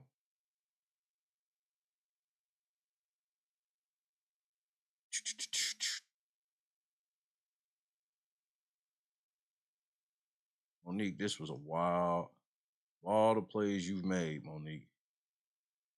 This is one of your wildest ones. Let me just, before I pull the text message up, I want to read a couple of comments. Monique, these texts are 3 years old, most of which you're missing his calls and never calling him back. Why is that? Never do this, Mo. As mothers, we don't have to prove to a bunch of strangers that never bought a can of milk, one single pamper, or spent one dime on our children. Real mothers know you love them. I love you, Monique, and mean no harm, but love means covering your son when he needs covering. Winning in the court of public opinion doesn't matter. Winning a relationship with your son does. How come y'all haven't realized the point that maybe she's just a shitty mama, bro? Y'all do know it's a possibility this nigga just be right. All y'all bitches know she trifling, trying to ease it on her.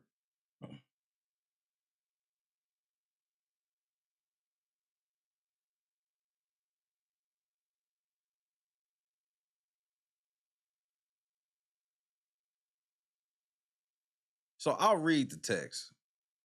Because I don't know how I'm going to grab all these. I fucked it. You know what? I'll just pull it back over here. Hold on. All right. I'll do it this way.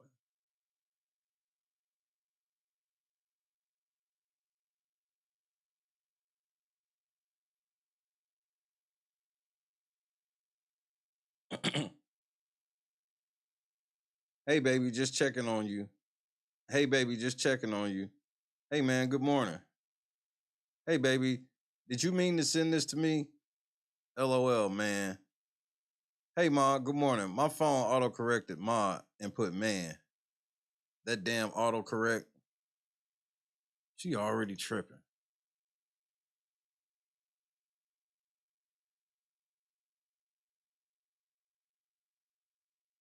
Hey, now, I see you. So that's some picture. Hey, baby, you good? I will call you tomorrow. I'm going to bed. LOL. Your mama getting older. LOL. Love y'all. Hey, sweetness. I hit you later tonight. So the first one was January 25th, then February 2nd. This is all 2021. This is why I can't believe Monique put out some 2021 receipts to try to prove what the fuck this nigga been saying. But whatever. Hey, sweetness, I'll hit you later tonight. He said, okay. Then February 12th, 2021. Hey, my baby, I'm going to call you when you get back home. Oh, you be saying that shit to him too? I want to talk to you tomorrow. Hey, mommy, I wanted to send stuff, some flowers and stuff, just cause. Can you help me pick some stuff out because I have no idea what I'm doing? Hey, my baby, of course I will. Give me a couple hours to call. Hey, Ma, have you ever heard of hyperhidrosis? It's an excessive sweating disorder. Let me stop right motherfucking there. You trifling whore. It's a motherfucking HIPAA violation, bitch. What are you doing? Man, Monique trifling as fuck, nigga. He's sitting here asking you about medical shit, and you putting this shit on the internet. You're trying to win an argument.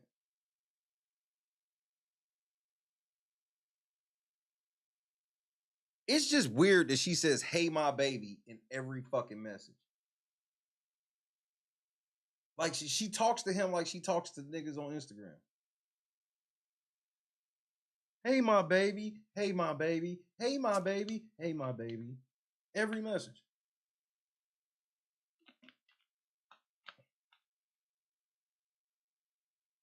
Hey, my baby. Sorry I missed your call. Can we talk tomorrow? Call me when you go on break if you can. Love you.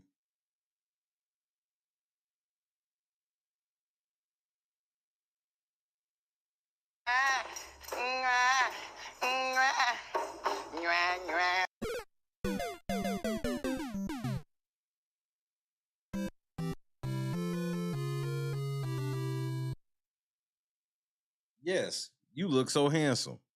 You better say that shit. Let me know when your break starts. Hey, my baby, how are you today? I'm okay. Been overwhelmed these past couple of days, working through it by talking with Nicole. This hasn't been the best sales week so far, and I've been feeling more anxious about it than usual. Nicole has been helping me chill out, though sometimes she's the reason for the stress, LOL. You ain't shit, Monique. This nigga confided in you, he's stressed out about his girl. This is supposed to help me feel like he's wrong? Hey, my baby, let's talk when you get off. Can I call you in 30 minutes? Hey, my baby, can you give me an hour? This is just, why she keep saying that? That's cool. Hey, my baby, you up? Oh. So she told this nigga an hour, and then it was 8:16 the next morning. She said an hour at 2:17 p.m. on March 26th, and it hit this nigga March 27th at 8:16 a.m. Hey, my baby, this is April 6, 2021. I still waiting for the bombshell, Monique. Hey, my baby, please know you still sleep. However, when you wake up, I want you to have an awesome day. Yes, ma'am. How y'all doing this morning? Amazing. My appointment with the DMV is on May 7th, so I can start the process for my license. I have 3 derogatory strikes on my credit, and I will clear up 2 of them at the end of this week. Just telling you my to-do list. Man, she's fucking. Ooh.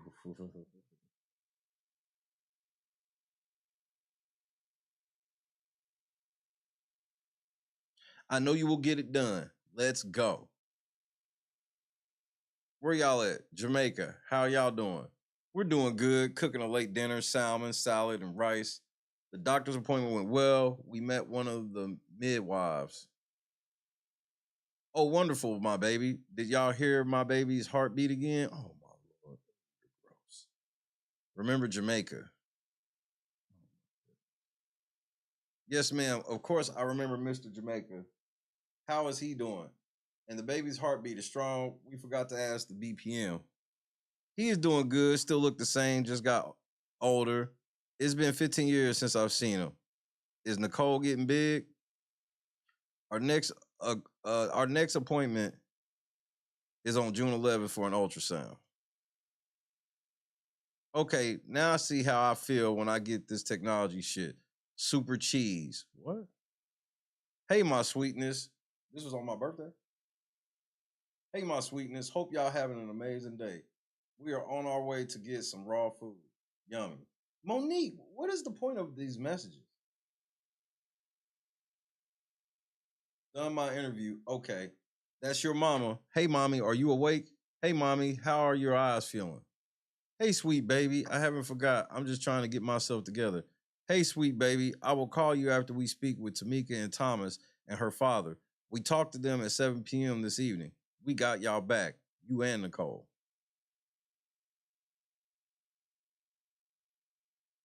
And then this is where all the shit changes. Tactical nuke incoming!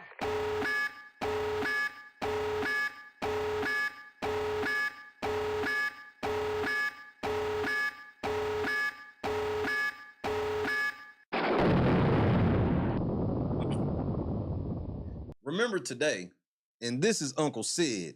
If you don't change your immature ways, you're going to lose, my man. We can't be mad at you, but we're definitely sad for you. How do you go from putting your mother on hold when generations of family are able to see Sanaa on Nicole's side? But you gave no instructions to Tuffy or your mother as to when they would or could be able to see Sanaa until after Tuffy brought this fact to your attention. Interestingly, you're a man now, but you were a little boy just days ago as you needed me to walk you through getting a car. The items for the baby you wouldn't even have if your mother Tuffy and I didn't care enough to do that for you and Sanaa. You needed to be rescued from your apartment weeks ago by Tuffy, but you cuss her out days ago. And that's where it cuts off. What's wrong? And then obviously she cuts it off because apparently he probably said some real out-of-pocket shit. You put all that mundane shit in there, and then right when it gets to the part of the shit we actually want to see, then you cut it off. Classic liar shit. This is all just to be like, see, this is proof that he irresponsible and we had to help him with money.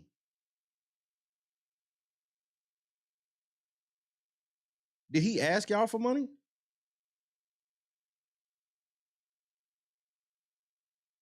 Oh, I'm just asking. Did he ask y'all for money?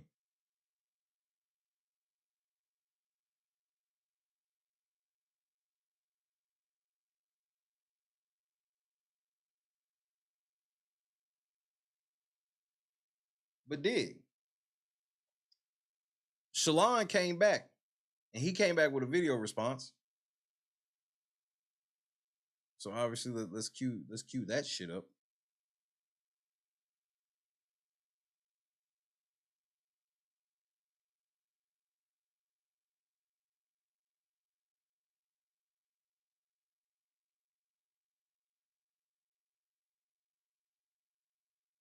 Hold on, let me see something.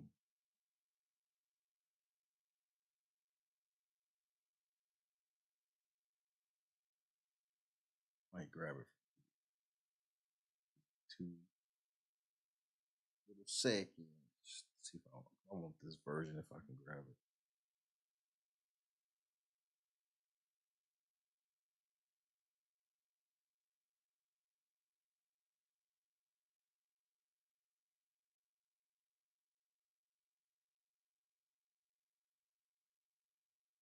All right, hold on.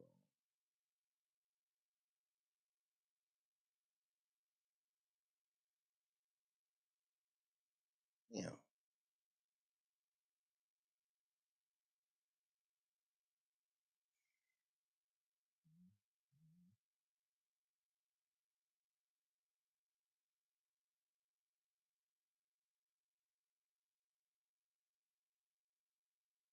Bro, TikTok is like the dumbest fucking shit ever, as far as their shit goes. It's hard to find any of the shit you be wanting to try to find, bro.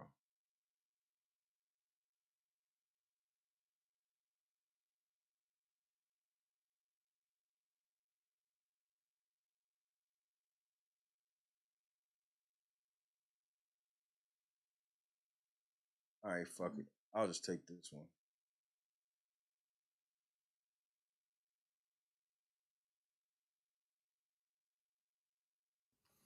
All right. This'll work. Hit that like button if you ain't already. Unrivaled coverage through the Unrivaled Resource. I got a motherfucking Unrivaled squad.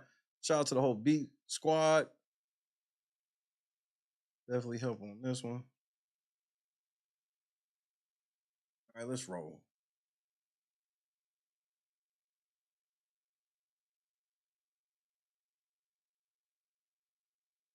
Turn this nigga shit up. All right, so I'm just gonna get straight to it. Hi, I'm Shalon. So I find it unique that my video was in response to my mother and not her husband, but yet he still had the most to say, which isn't uncommon. I also find it unfortunate that my mother does not seem to speak on her own. The only two worlds that I know where daddy is used is for children speaking with their fathers and women acknowledging their pimps. Her husband starts off by literally doing the very thing that I said that they would do, which honestly kind of made me feel as though their response was ironic because they validate my original video. And he obviously sped this up a little bit so he could fit it all in there. So it ain't he's mannequing out. But hashtag Shay was right. That's exactly what I told y'all. I'm like, man, y'all doing everything that this nigga said y'all be on. Either A, she has some newfound moment of clarity, or B, she retreats back to daddy. In her retreat back to him, though, he does not acknowledge what I did say, but instead begins to create a new narrative of things that I did not say, which negates the effects of a response video. The two of you essentially created a new video rather than actually respond to what was actually said. You also brought up my father. My father, though, is not doing interviews talking about me.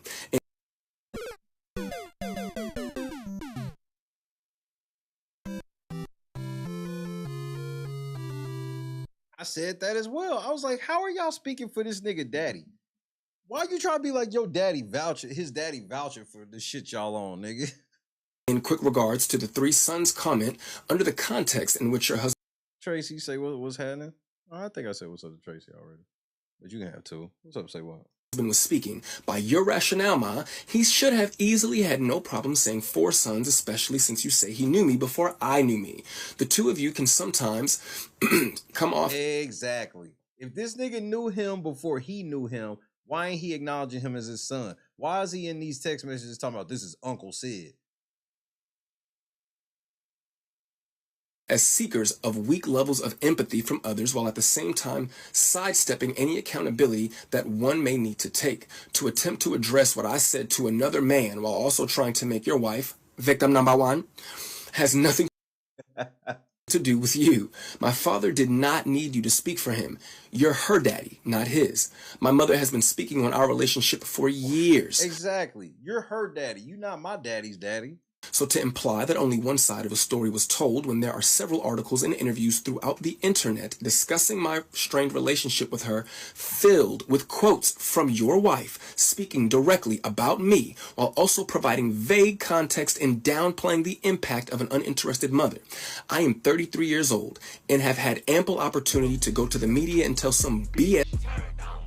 What's happening, cuz? Story for a BS amount of money, but instead I am on TikTok expressing my feelings for free. If the two of them were paying attention, I literally explained in my first video why I am responding using TikTok. And I should not have to repeat myself. My mother also states there are some people that are saying, oh, you should be ashamed of your mothering skills. You should be ashamed of yourself. This is what I say. Let's let it play out. Because the same ones that were saying, oh, I was crazy, I was deranged, we watched it play out. So just like with my son, we're going to watch this play out. First of all, who the hell is we if it ain't exactly you and I reconciling our relationship? That's what I said from step one. Why are y'all throwing all these people out there when this is between him and Monique? And y'all threw everybody out there y'all could. Our relationship. Second of all, it's power in a word. Nobody is playing, but I can understand why you would use that word specifically. As you stated in the Club Shay Shay interview, you had the mentality of a 15-year-old child. You required a man to raise you, and you were acting like a little girl. These are your words. It doesn't matter what context I have them in. This is how you thought of yourself as a grown adult who was someone's mother. Last time I checked, Monique fans, a 15-year-old grown adult who acts like a child but is in search of their daddy, they don't typically make efficient parents. But hey, I could be wrong. On a more serious note, to sit there and allow your daddy to address my mental health in a weak attempt to pass my response off as a moment is disturbing and insulting to those of us who do have mental health issues. The way So y'all know that nigga got mental illness. You trifling bitch, nigga. I called this out as well. I mean, it was layup city, bro. She's a trifling bitch. She a trifling bitch. Just that's what it is. I presented myself was no different than my mother and her daddy presented themselves when addressing D.L. Hughley. And her precious sweet babies ate it up. DL is wrong because he's so loud. Mo and Daddy are right because they're so calm. But I, for some reason, don't get the same energy.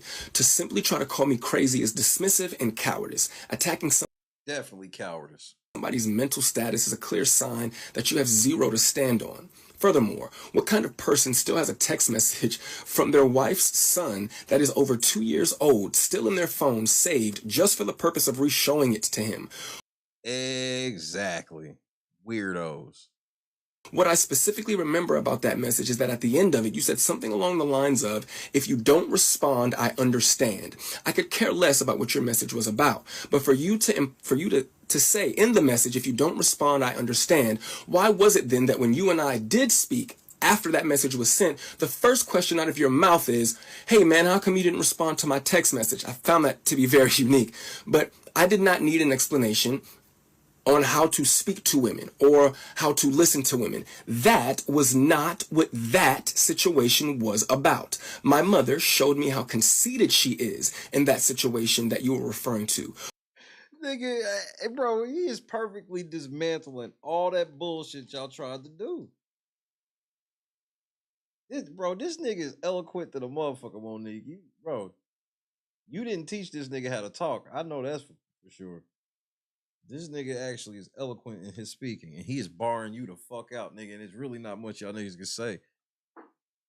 There's really not much you can say. For a woman to villainize the actions of her son for being a man and a father to his new family simply because she had not heard from him in 2 days, as though her phone was broken and she could not check on me. Because last time I checked, I was a new parent. I didn't get a new house. I didn't go on vacation. I didn't just get a new game system. I had a baby. And in those 2 days that you did not hear from me, I was handling my business as a man and a father. But Wait, you had to explain why you didn't answer your phone after you had the baby? Nigga, that's old dark 30, nigga. My son too. And motherfuckers is around know. Hey, what's up, y'all? Bye. Welcome to the territory, bitch. Exactly. It is what it is. What the fuck you mean?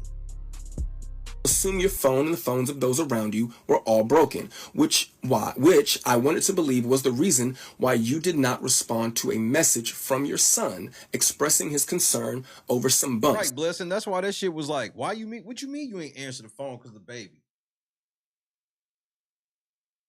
Nigga, that's all I did after you was born was sit on the phone.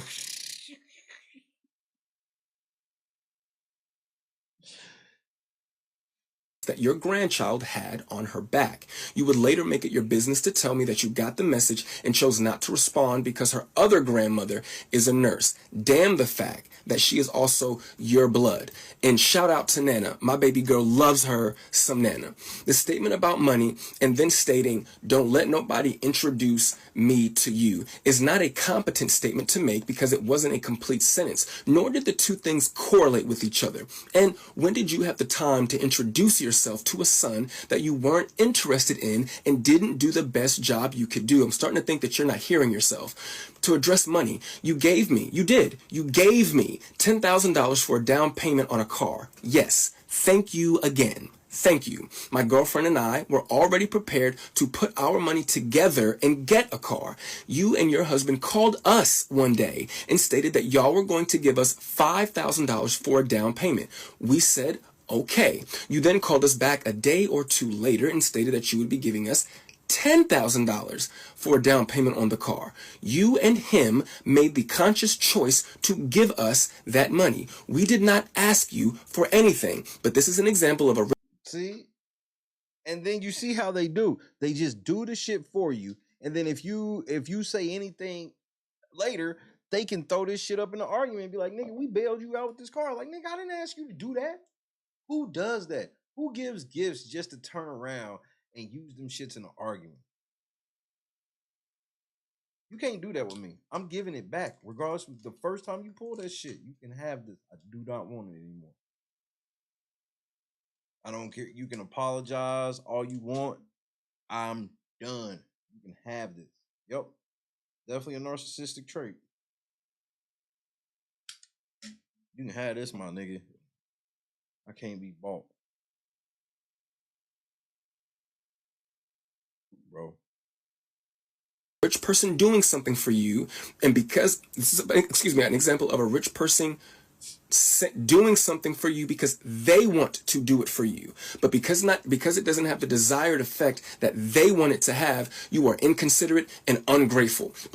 And this is exactly what he said in the first video. He said that they would be on this shit, and they literally got right in that shit. Was like, we gave this nigga shit, and he ungrateful. Let's take it a step further. I eventually would uncover that my mother had left me a UTMA worth $45,000. You never brought that account to my attention. You claim it was because you forgot that you even set it up in the first place, which validates my original point.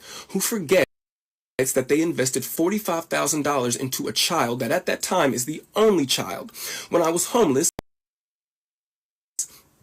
and I called you to help me figure out how to access the account, you said, Shalon, I don't even know what you're talking about. And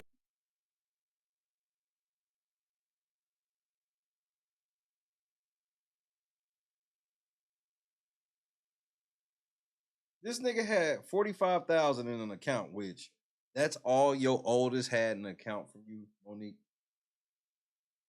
All that fucking money you made, all this nigga had in an account when he was an adult was $45,000. Probably got purses worth more than that, nigga. Then this nigga somehow gets homeless, which, what the fuck is that? Unless the nigga was a dope fiend, I don't want to hear it. That's the only time I can be like, I understand this motherfucker just strung out and all this shit and they just gotta go. But if they ain't got no drug, alcohol problem, I don't understand how this nigga was homeless and you a millionaire. How does this happen? I'll never be so mad at my kids that they'll be homeless. Y'all niggas are weirdos, bro.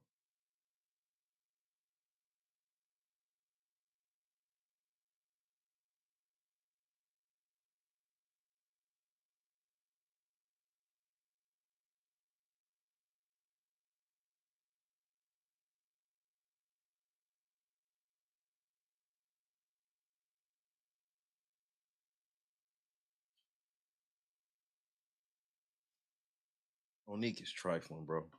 This nigga's not lying. if I did, why do you think I would help you? After finding out from the Georgia Department of Revenue that they had been sending me mail to 3 separate Georgia addresses, all of which I lived at with you at some point or another. For the life of me, I can't grasp how those letters managed to slip by so many people at 3 different locations. I did, however, eventually get access to the money and the brokerage account that you had set up for me with Morgan Stanley. To be fair, what you put together for me was amazing, especially had I let it sit for a year or 2, which made it bittersweet that you wouldn't have wanted to help or even educate me on how to manage what I had. My blowing through that money. Oh, you gave this nigga a raggedy $45,000. This nigga blew through it because you ain't teach this nigga nothing about money. You ain't put none of your money. You didn't have like whoever handles your money help him. Please, what's happening?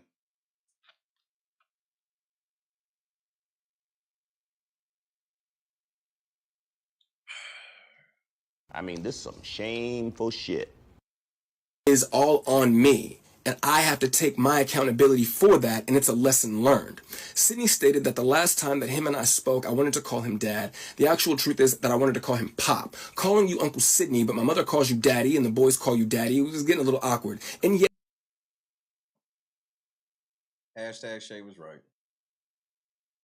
I told you that Sid was gaslighting that situation. I was like, once y'all said that this nigga said was calling y'all uncle, I was like, you think this nigga want to call you uncle in front of, and you supposed to be his child's granddaddy, but he calling you uncle? Like, why the fuck would I be? That nigga, exactly. That shit was getting awkward, bro. Can I just call you Pop, bro? I don't want to call you fucking uncle, nigga. That was shit that I was calling you when my mom was fucking around on my dad. I don't want to do that no more. Too old for that.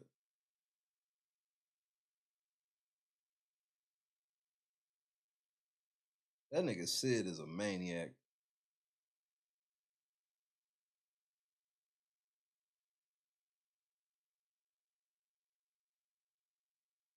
He probably extorting Monique.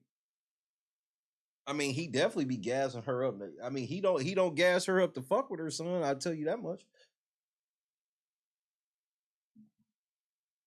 Yes, for a very short time, I did feel that way about you, but the more things change, the more they stay the same. Oh, Black Jesus.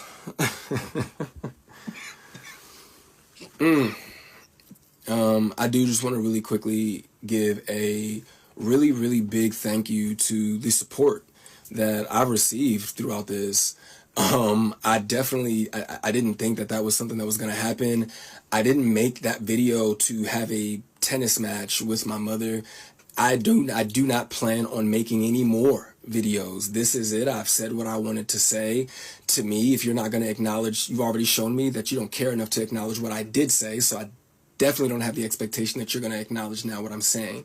So it is what it is. But once again, I want to say thank you again, man. That day before I posted that original video, I went to sleep with 25 followers that I probably could name all. I could probably name all 25 of those people. I think I have over like 12,000 followers now. That's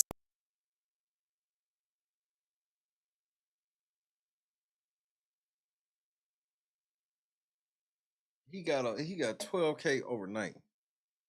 Fucking with you, Monique. Just so you know, bro, they all there just in case you really want to expose your mama for real. Just that's it. But I wish you the best. I heard you're a stand-up comedian. I definitely wish you the best. It's really cool, man. I really appreciate that. But I just can't say thank you enough. I know I sound like a broken record, but I do appreciate the love. And best of luck to my mother in Sydney. And I hope that the Cat Williams tour is incredible. I really, really do. But when it comes to me, I am going to enjoy being a dad and being a man and just going through life, man. I don't want to be famous or notorious for being someone's neglected kid.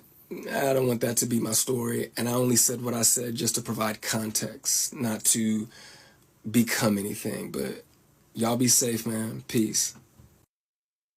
Peace. Shout out Shalon Jackson. Monique, this is going to affect your ticket sales, because I got to tell you, Monique, there's a lot. I have not heard anybody defend you on this shit yet. I heard Corey Holcomb kind of defend you, which was weird.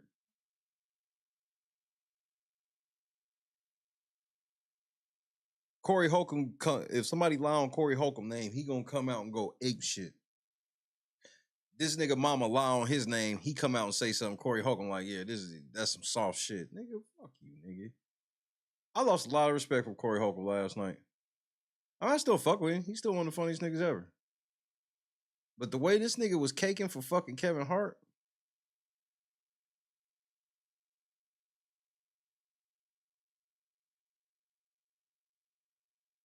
we done seen all these times where people asking for shit and all these other things.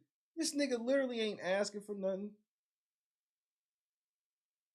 His original point was, y'all said that y'all got 3 sons, and I wasn't included in that.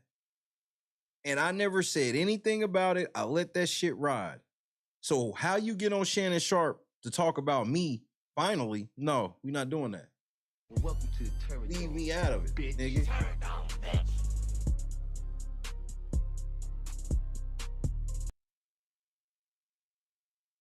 Devil tricked her. She got out there, all in that. She didn't know how to accept this little shit she got. And that's what motherfucking DL Hughley said. And now Cat Williams got to look at the situation too, because this is what DL said.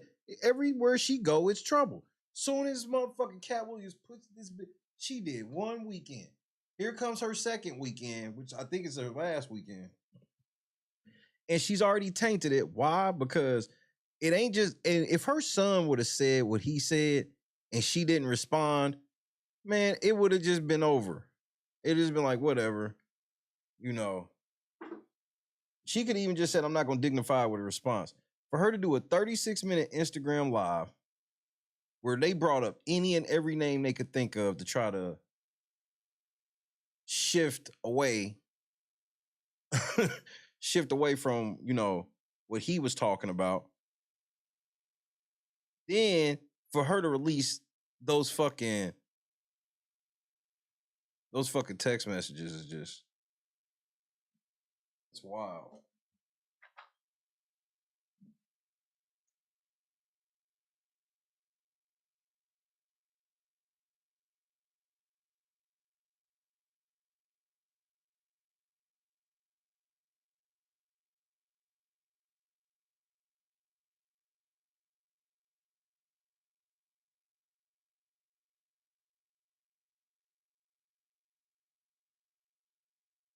Niggas like, all they're gonna do is bring up shit they bought me. We bought the baby all these clothes and we helped him with this car. Nigga, y'all millionaires, nigga, and y'all gave him $10,000 for a car. Why did if it would have been different if y'all said we bought him a car? That would have kind of hit different. You saying you helped this nigga with a down payment, and then come to find out he didn't come to y'all, was like, hey man, we short on this down payment. Can y'all help out? No, y'all came up and rolled up and said, we'll help and give y'all this. And we said, bet. Now it's like, I'll never accept anything from you because I know what it come with. That's your granddaughter, and you sitting here, she 3 years old now, and you holding over her head some newborn clothes.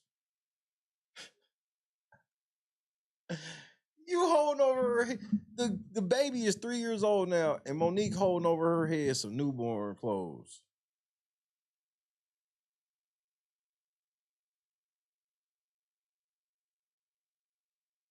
Say what brings up an amazing point. This crazy bitch really thought the community was going to be on her side on this. Because even the nicest comments in the shit are all saying, come on, Monique, you can't do that. The nicest one. Oh, let me read some more. Let's read some more comments.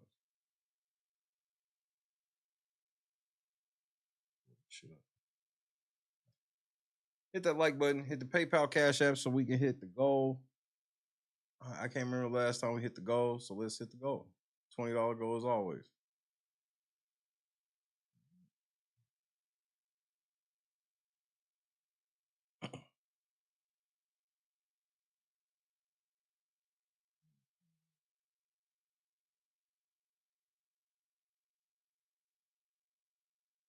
As a mother of a young adult son whom I often disagree with, I think it's the ultimate violation to post intimate discussions between you and he, a group of people you do not know, do not need to know your son's credit issues, the plans for their midwifery, or what they ate for dinner.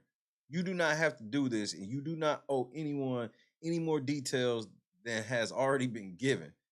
Your son expressed that you have violated his boundaries as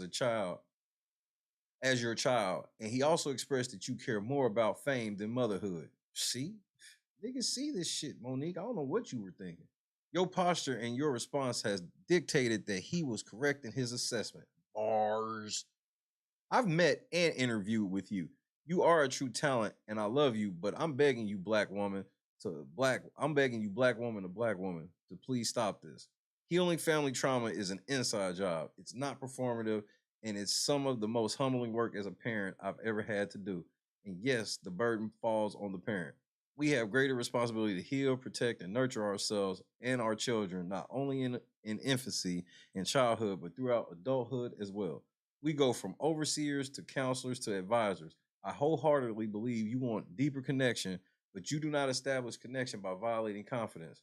The same tools that have been used against you in the industry, you are wielding in your family. Oh no! Ooh.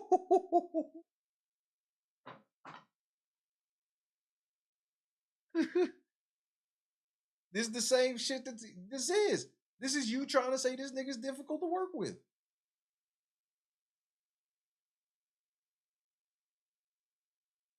Those are some bars.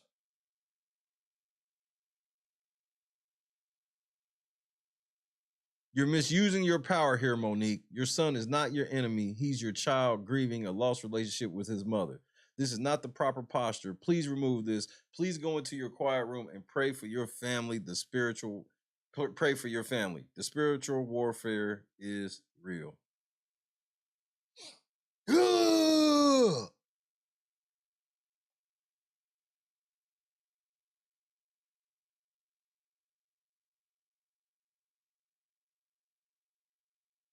Yikes. Nigga. 2,735 likes, bitch. Niggas is not feeling this. I don't know why you thought niggas would. Even some of the most grimy people, this is like a step too far for grimy people. You know how niggas are on the internet as a whole. Niggas love a fight, bro. Niggas love to instigate some shit, see some shit going. This is some shit where it's like, come on, Monique. You putting out your kid text messages you had with your kids. Of all the text messages, the world will be okay with you exposing. Remember, she wouldn't even just put out the Tyler Perry audio. She wouldn't even just put out the Tyler Perry audio. But she gonna dox her son and shit though.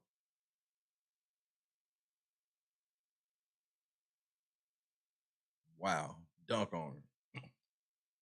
I know he's a grown man, but the text he sounds like a little boy who wants his mommy's attention. Nigga, that's how all men text their mama. Nigga, it basically be like that, nigga. It's your mama. I'm gonna be 100. I think somebody got him to do that and say those things yesterday on social media to make her look bad. Y'all don't know it yet. They don't want Monique speaking the truth. I stand by what I'm saying.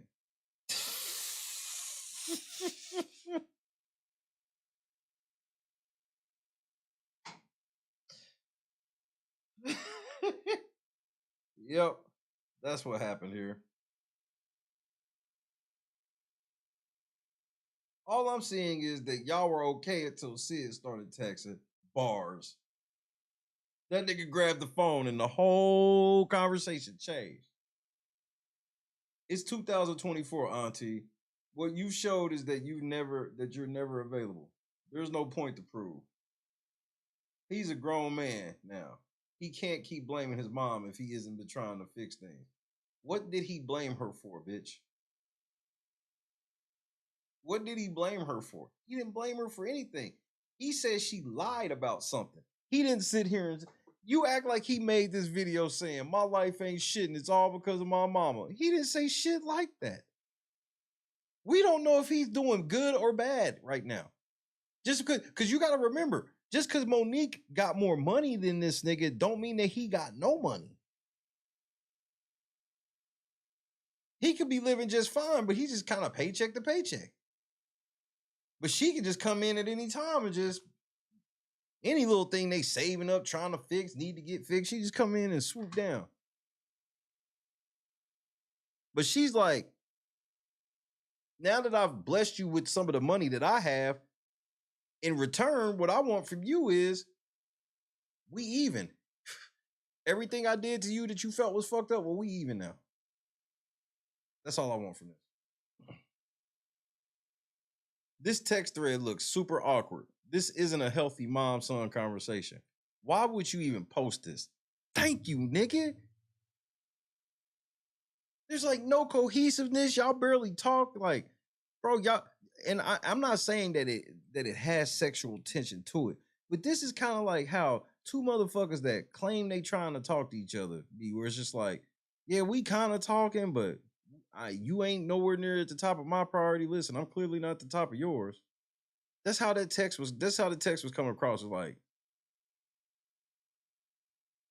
you've run out of shit to do for the day. You're probably taking the shit on the toilet. Let me see what mama doing. It's not like I gotta get home or I gotta hit mom at this time or I gotta hit my son at this time. It's just this bitch is like, he was like, can you hit me in a half an hour? I'll hit you in an hour. Then it was like the next day. Nigga, that's like when you hitting a bitch. That's when you start knowing that, oh, this bitch ain't feeling me.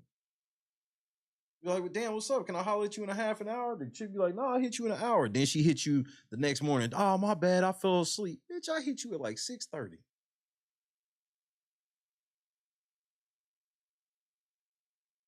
King, what's happening? Love bombing with money as a way to control is totally toxic. Bars. Trying to use money as a shortcut of being there is weird.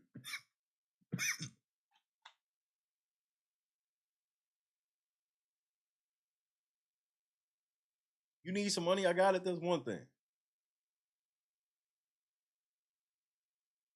And for her to have all this money, you would think she would have a long ass laundry list of shit they gave this nigga.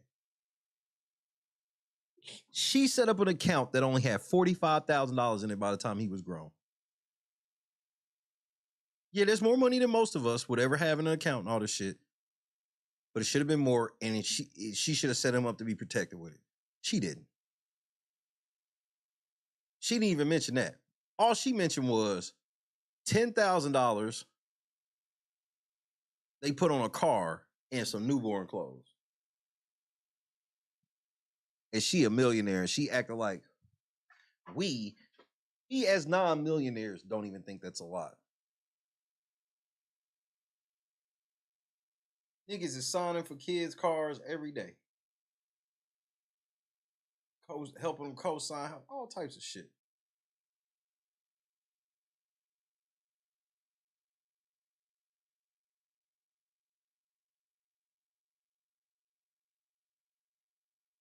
Oh, Blessing brings up a great point.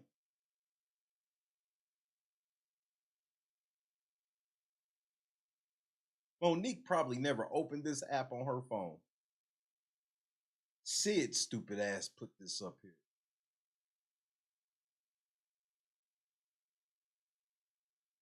He thought this was a winner. There it is. Mystery solved.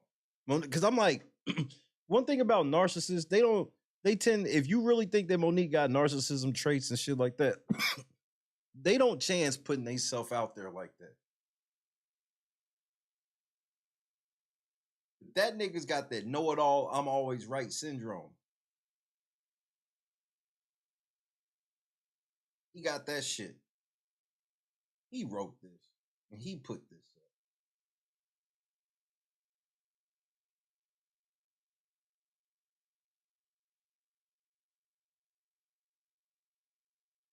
He might have been texting that nigga some of the times. She might have been in a meeting or something. Bro, I'll tell you this. I would not be surprised if some of their beefs have something to do with misunderstandings through text messages, because he thought he was talking to his mama. He was really talking to Uncle Sid, and Uncle Sid didn't tell him.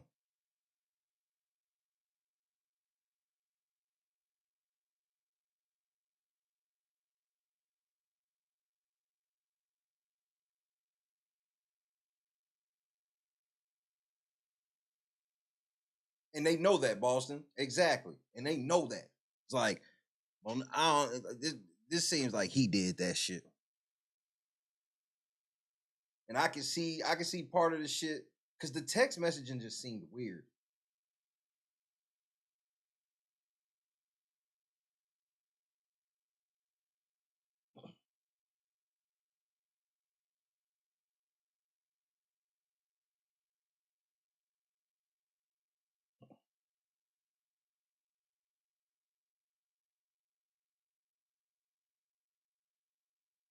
I think Sid blackmailing Monique.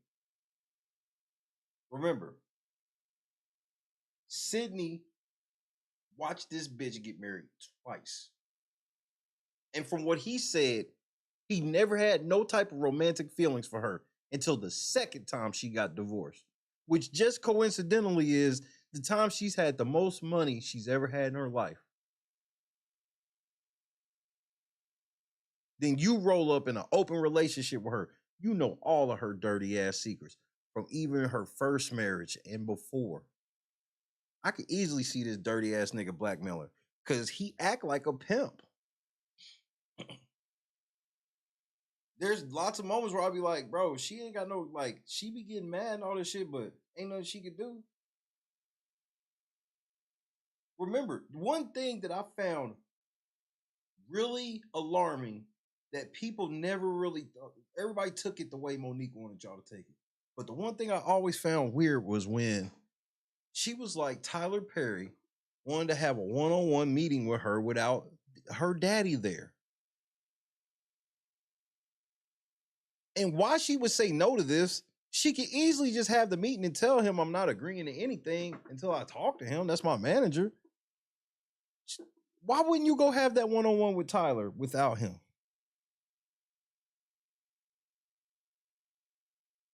That's because Tyler probably would have showed you some shit about that nigga. And she ain't even stopped to think about that. Because like I said, Tyler Perry has done a lot of dirty shit and fucked over a lot of black actors and shit like that. Don't get it twisted. But you got to keep it funky. He never really pulled the guns out on Monique. Monique pretended like they did. Bro, we know if Tyler Perry really pulled the guns out on that bitch, she would have got buried. Oprah and Tyler Perry don't have the power to bury Monique. They just not.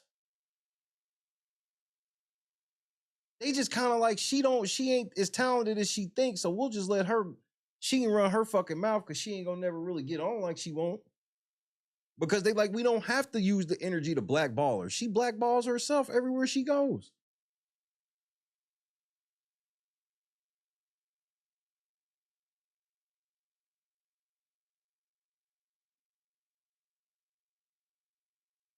So I got a question for you, Monique. So is this all black women doing this? I know when you say something's done to you, it's done to all black women. Well, when you do some trifling shit like this, does this make all black women trifling? Be careful how you answer this. Black women are listening.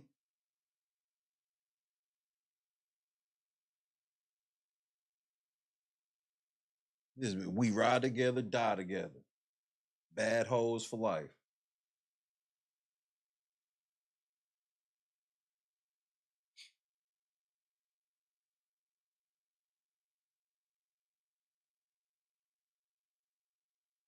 Nigga, we helped you get a car, nigga. Boo-hoo, you didn't have your mommy. Well, it's not really boo-hoo, it's I'm just telling you she ain't shit. That's it. What that's all he said. She ain't shit.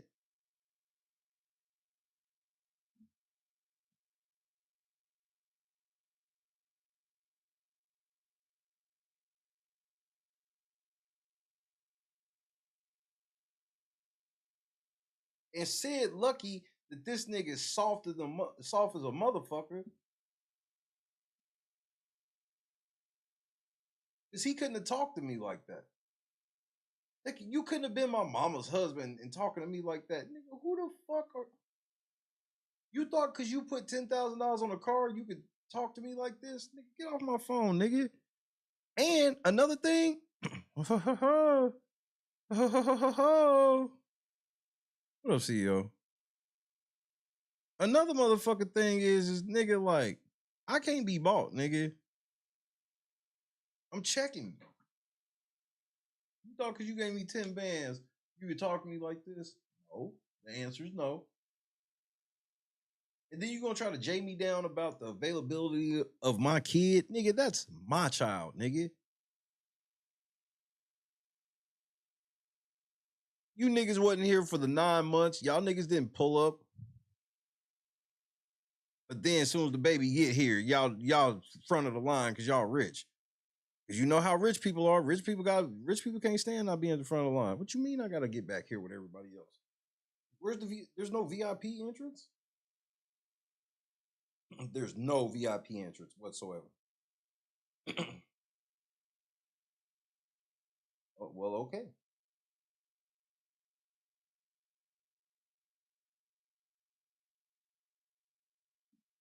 Gaslighting. When people start putting out all this, and then the text thread, as soon as the text thread got good, cut it off. Why? Because it was telling them so. I guarantee that shit that cut off Sid was saying some out-of-pocket shit. Nigga, just because you be clean shaven and say my brother, I don't buy that shit. Jen, what's happening, man?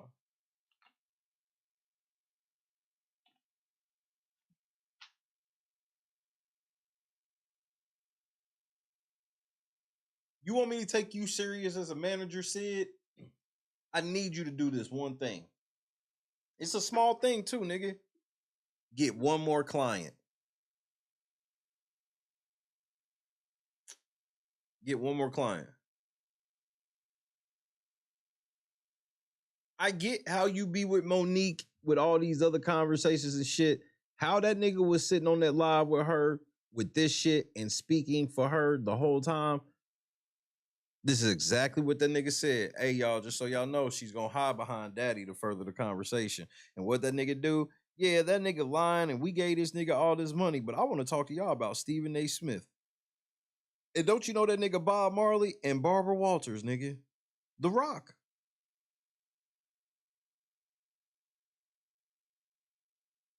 Iceberg Slim.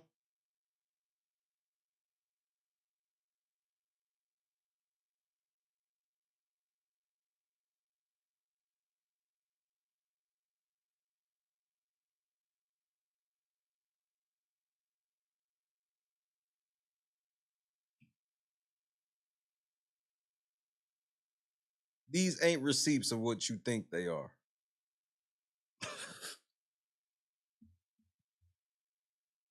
Quote the Raven, nevermore.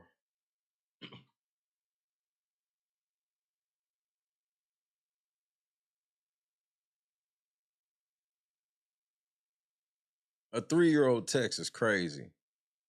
Nigga, that hairdo is crazy. Oh, that's wild, B. Cringe. Lord, why did daddy have to input? You're missing it. Yeah, the text show communication, but it's an awful lot of can I call you laters. This is validation for being pushed aside. Why did y'all put this up thinking this was a dub, nigga? Send it. Let's just sit back and win, nigga.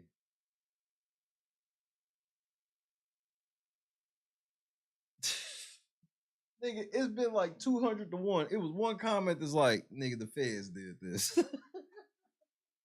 Hollywood set this up, nigga.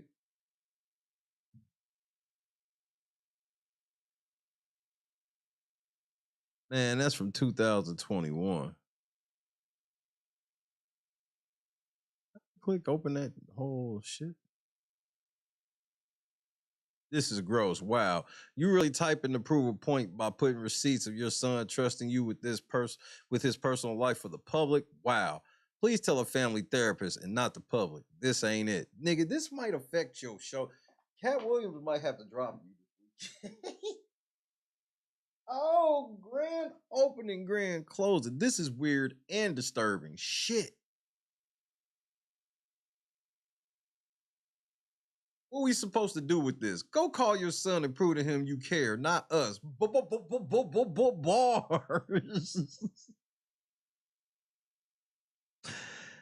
This is wild. I cannot believe Monique did this. They are in the comments shredding her like chicken, nigga. He's got 2 forks just shredding the fuck out of this big bitch. Yeah, we eating shredded Monique for the next 3 days.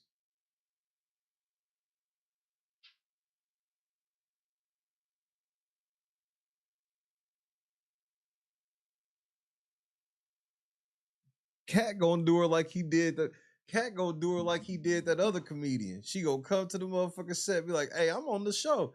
Nigga, Cat just gonna send a nigga out there with some money.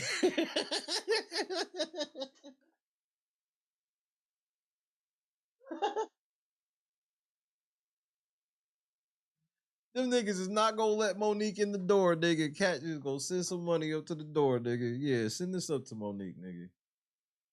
Yeah, we know you was expecting the motherfucker be here, so we gonna pay you like you was here, you know what I mean? We ain't gonna do you like that. But your services are no longer needed.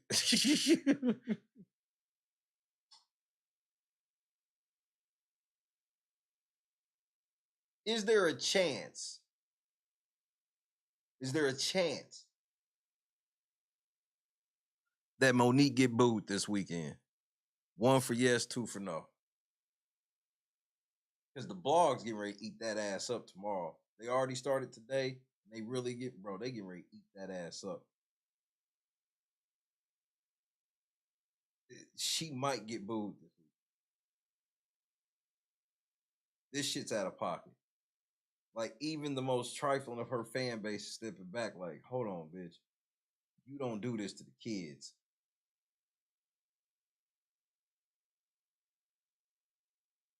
This is the sisterhood shit that went too far. She was treating this nigga like one of her niggas instead of her kid. See, if this was an ex nigga and she did that shit too, this would have went down differently. This ain't no ex nigga. This your fucking son.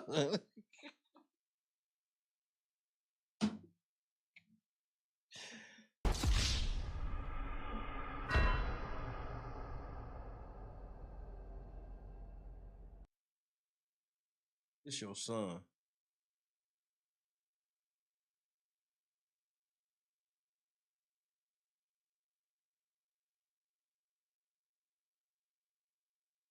And like I said, this nigga was on point with what he was saying, so I already felt like he wasn't lying. And then y'all response guaranteed he wasn't lying. And then this shit, bro, he can start lying to me, and I'm gonna believe it now.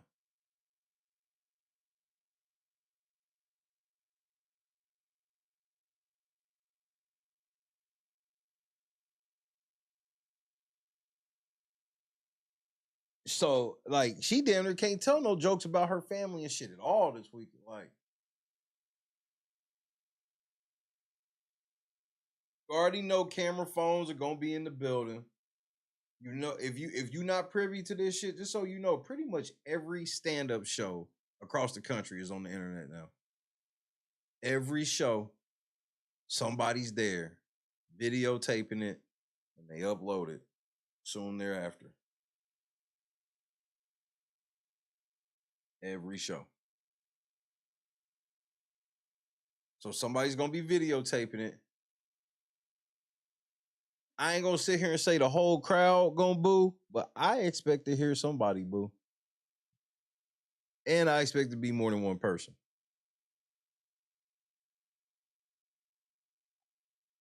Nigga, if Cat Williams put her son on, nigga, Cat Williams is the GOAT. He's the GOAT. Cause Shalon's a stand-up comedian too. What if, look, come on, let's go down the rabbit hole, nigga. What if Monique get kicked off this tour? They put on Shalon Jackson, and this nigga is so funny that by June, he has his own Netflix special.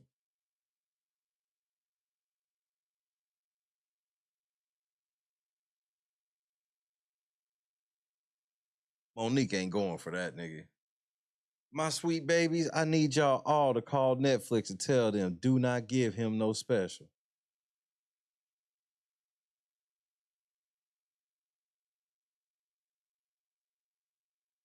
Yeah, this shit was trifling. She put out parts of the conversation where he's asking her about certain illnesses and just all types of shit. Talking about he was talking about his credit report and shit. She put that out there.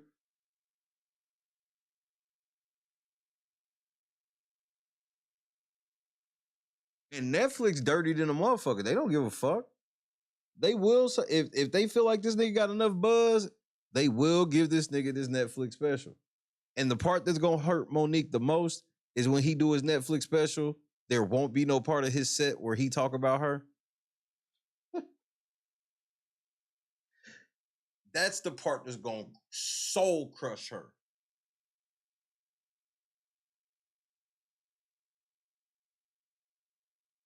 She be sitting there like, yeah, I can't wait to hear this bullshit he gonna be talking about for me. He probably gonna be talking shit about me for the whole hour too. Wait, they gave him 90 minutes. They gave him, oh yeah, you know he gonna talk about me for at least a half an hour. Yep, here come my part now. Good night, everybody. She gonna turn into one of them Cowboy fans after they see the Cowboys fuck up and lose again. She's just gonna run up to the TV.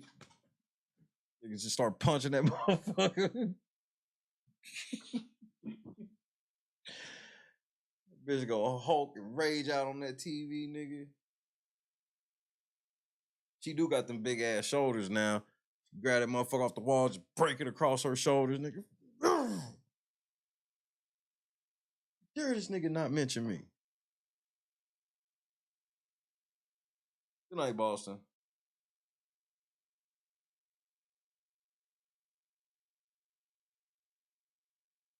This bitch, bro.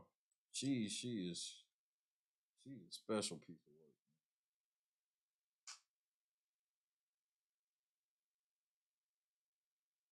But I always told you, the ones that always be trying to make everything about all black women, they usually be the most trifling ones. Because that's not saying that the average good black woman can't be like, caring about black women and they issues like that. But anytime it's like, this ain't even an issue about black women. This just be like, she get pressed on some shit and then she goes, you pressing me? Well, guess what? You pressing all black women. And then she expect all black women to be stupid and go, yeah, y'all, let's all go fight for Monique. Because since they said that about Monique, they was talking about us. Even though they was talking about something specifically Monique did.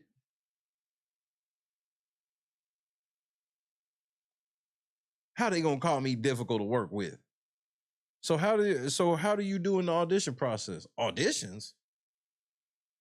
Why the fuck would I audition? But I'm not difficult to work with. And if you say that, that's racist and sexist against all black women everywhere.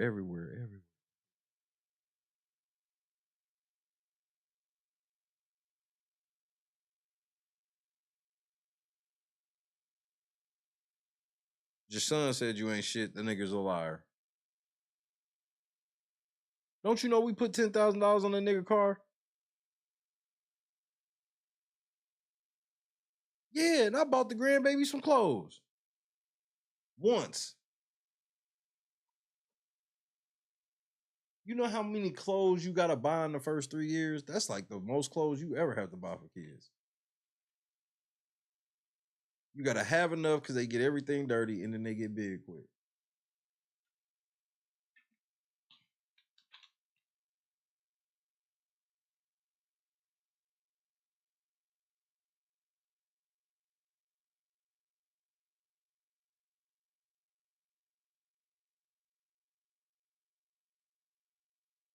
I can't believe this bitch. I really can't. I knew Monique was. I told everybody all that sweet baby shit was fake. Remember, that's why I would always yell out, "Well, y'all stop saying that because that shit don't move me like you think it's moving me. It's actually making me be more keen to what you saying because I think you're trying to run game on me. Is how this make me feel."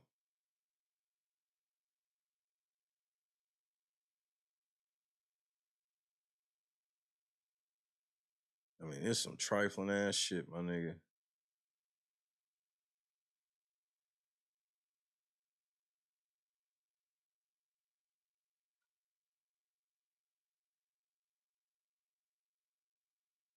Buying your grandbaby some newborn clothes is literally like the lowest level of grandmother shit. Again, the only grandmothers who own shit like that is grandmothers who just literally broke.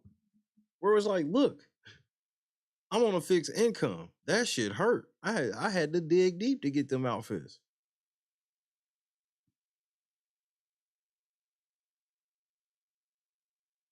And from what he said, she got a full relationship with her other grandma. What did he say her name is? Nana?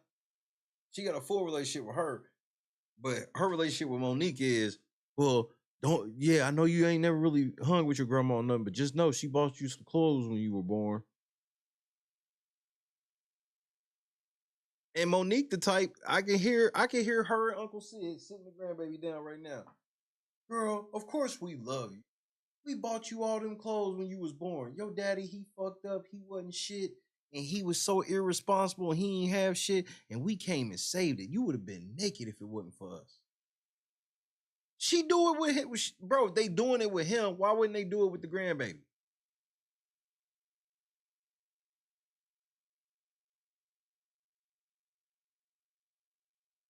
She get like 7 or 8 years old and they try to take her somewhere and she don't really want to go with them because she don't fucking know them. And then the whole time they like, yeah, your daddy's the reason why, and blah, blah, blah, blah, blah, blah. Just talk shit about her daddy the whole time. And then not realizing why this little girl don't want to be around y'all. Like, man, all they do is talk about my daddy because she don't know, she ain't gonna know that daddy y'all talking about. That's gonna be a whole nother nigga y'all talking about. The way y'all be dogging that nigga to his kid, it will not go the way you think.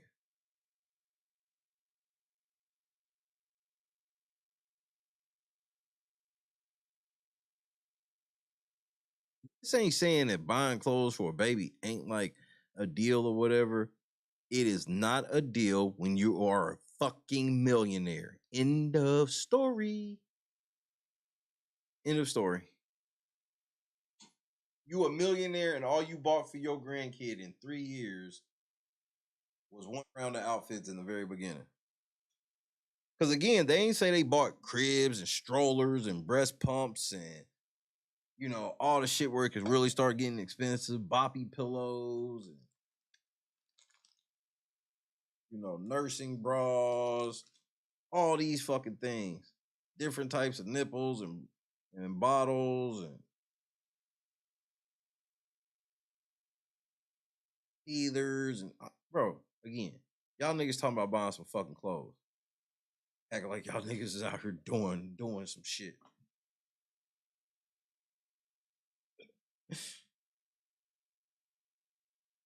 Well, we didn't buy all that shit for Shalon. Hey, yeah, it sounds like it, Monique. Again, proving his point.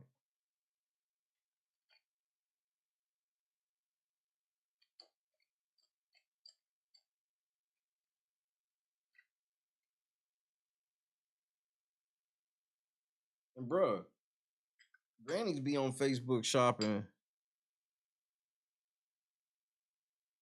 for clothes and lots of shit anyway.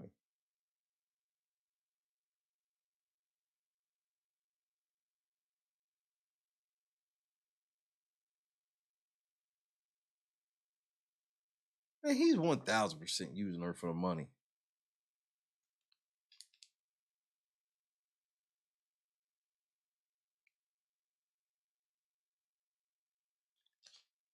Blessing, and that's another thing. How you throwing up some shit you supposed to do? If your son needed $10,000 and you a millionaire, who else was supposed to help you?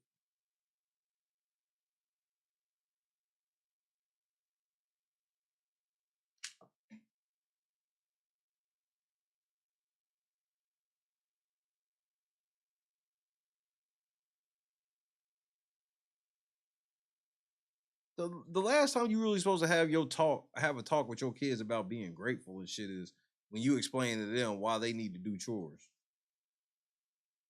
When you really have that explanation with your kids, father's like, look, nigga, like all of that shit you be eating, you know how you just open the refrigerator shit there and shit, that shit costs money, bro. And we work, bro. Do the fucking chores so we can call it even. You know how you gonna hit a motherfucker be like, I need this for this, and we gonna do it? Yeah. Do the dishes.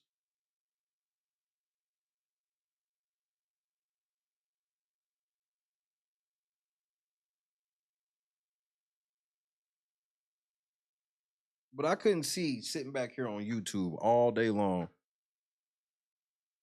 like never even just asking my daughter, seeing, checking on her, whatever, saying what's up, nothing, just ever. And going, and then her going, hey, I want to hang out, dad, blah, blah, blah. And I'm just like, well, how about I just throw money at this situation? Don't you just want this money instead? You would think you would go into a full apologetic mode, like, oh shit, man, my bad, bro. Come on, what do you want to do? Shit, I'll take off. Blah, blah, blah. You know, especially in a situation with Monique, it's like, unless she's in the middle of shooting, which it's Monique. She's never in the middle of shooting.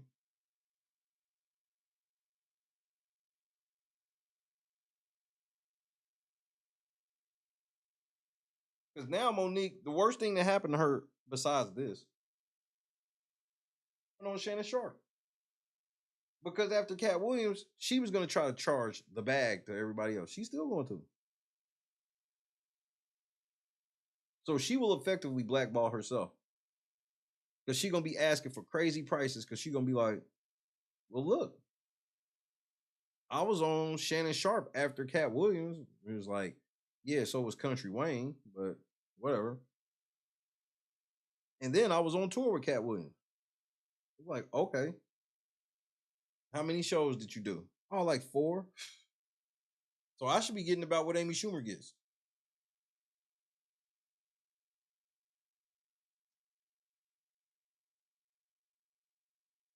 Just for those wondering why I've been using matches tonight, I gave up lighters for Lent. And it's annoying shit already.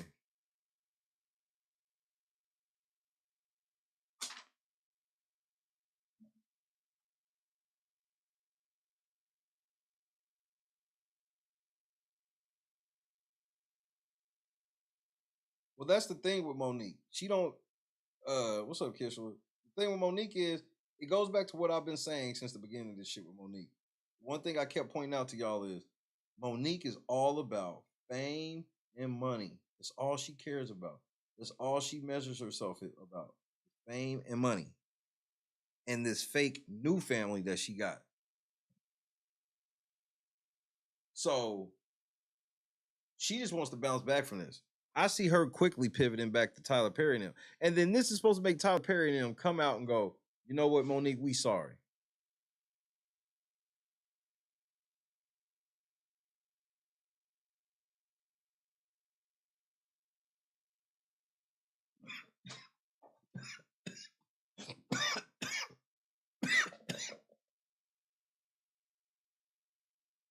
Listen, it's not just you telling your kids, I bought and changed your diapers when you were a baby. That's you saying that in response to your kids saying, you didn't spend enough time with me. And you know it's true.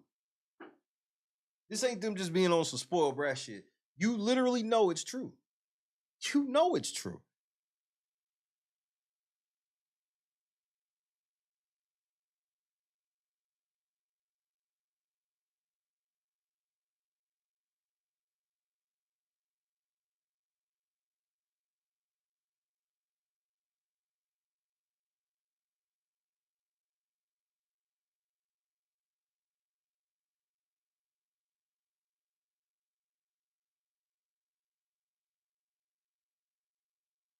How Monique is going to try to slither out of this one, I don't know. And she still left the post is still up. So this is a live shot at the post and people telling her to take this shit down. And bro, she don't give a fuck. She said in the shit. So she know how wrong the shit was. Remember, in her in the caption, she said a lot of motherfuckers are gonna have a problem with this, but some of y'all gonna get it. And I'm still waiting for the people that get it, Monique.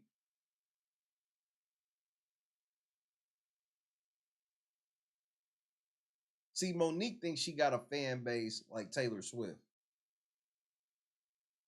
Like, she thinks she got like a super loyal fan base that's gonna come out and vouch for any motherfucking thing she do, no matter what.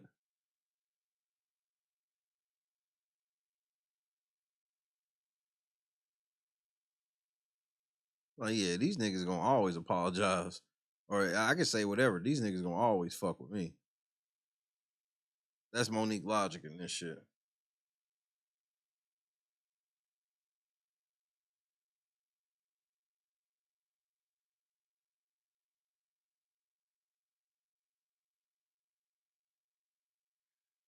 Well, here's the crazy thing, Kishlan. When you talk about celebrity kids coming out and shit, the crazy part about it is this. He came out as soft and as mild as you possibly could. He came out so mild. Mild. He wasn't trying to expose dark secrets and none of this shit. This nigga was just like, hey, y'all been saying y'all only got 3 sons. Why you getting on Shannon Sharpe talking about me with this false narrative?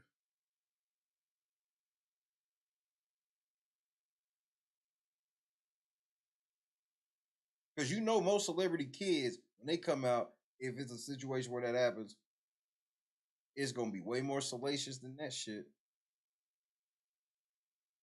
And his shit, he said his shit just in such a genuine manner that whether or not he's telling the truth all the way or not, he did it in a way where people will actually pay attention. And the main thing, and she don't realize the main thing that makes people believe him is her actions. Her actions is what's making everybody believe him. If he just said what he said, maybe he's telling the truth, maybe he ain't. Maybe he exaggerating, maybe he embellishing, maybe he's just a spoiled kid that wanted more. we wouldn't really know. We would just have his word and be like, do we believe him or not? You come out and say the shit you say after he say it, nigga, we believe him. He ain't lying. You did everything he said you was going to do. She don't even realize that she's the one that pushed all this over the edge. And that's before she came out with this stupid shit.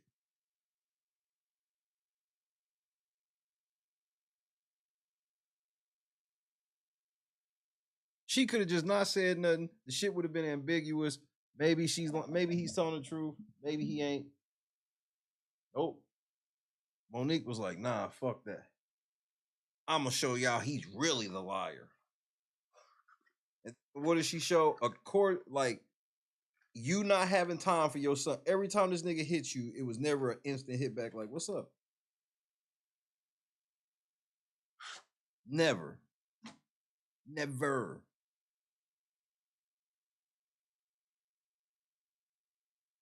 With the most egregious being, hey mom, can you hit me in half an hour? Well, how about I hit you in an hour? All right. And then you hit him the next morning, like, are you awake?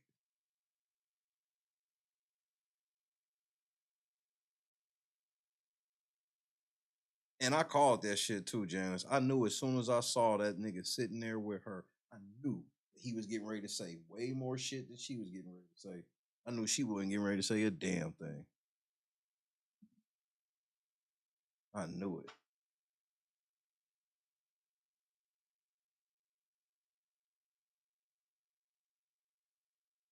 It totally backfired. She thought she really thought this through, like, yeah. But again, this is the same shit that she did thinking she was taking down Tyler Perry. I was like, in order to take down Tyler Perry and Oprah on an IG Live, you're going to have to expose them in a way that ain't like Jaguar Wright.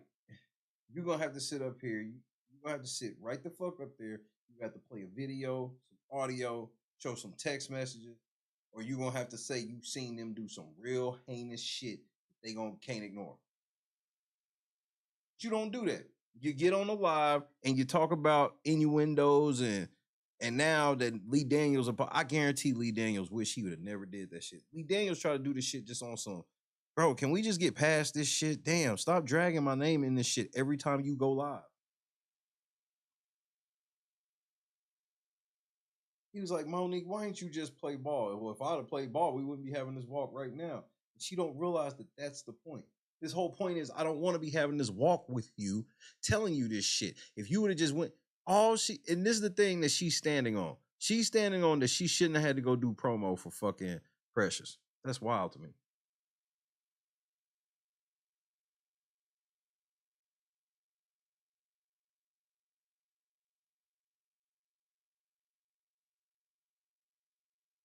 And like he said about his daddy, like how the fuck y'all speaking for my daddy, nigga? My daddy ain't out here making videos on the internet about me.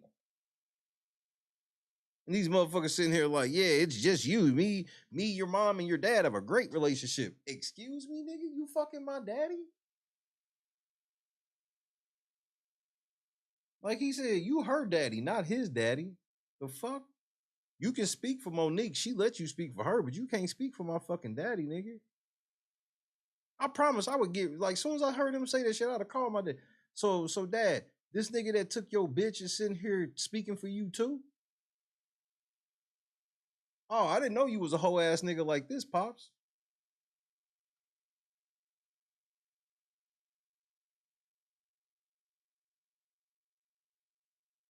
How devastating that is to be in your 20s or 30s and find out that your dad is cool with a nigga that took his bitch. You would lose some respect for your dad on a certain level, unless you already a simp ass nigga too.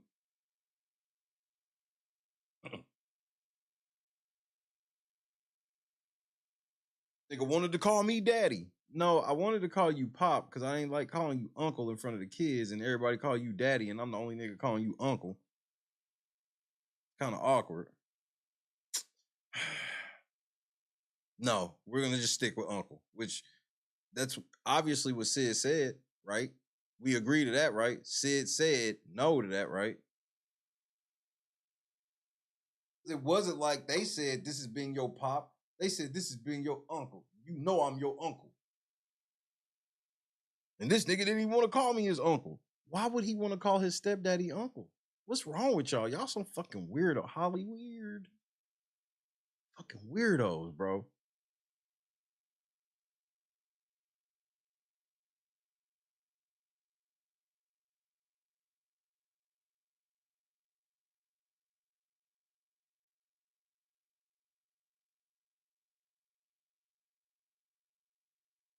Monique, if all this little nigga be wanting is money and shit from y'all, well, when this nigga said that little mild shit he said, why ain't y'all just cash app that nigga and shut so he can shut the fuck up? Yeah, her daddy is her husband. So when here's how it went. Sydney is who she calls daddy. Sydney has known this little nigga since he was a baby and know his daddy. But for some reason, when he was a kid, they had him calling uncle. Now, anybody that got any knowing of the streets know that Monique at this nigga calling him uncle. So this little nigga wouldn't tell his daddy about her fucking with this nigga. This nigga was at both of her first two weddings and then married her once she got the most money she's ever had.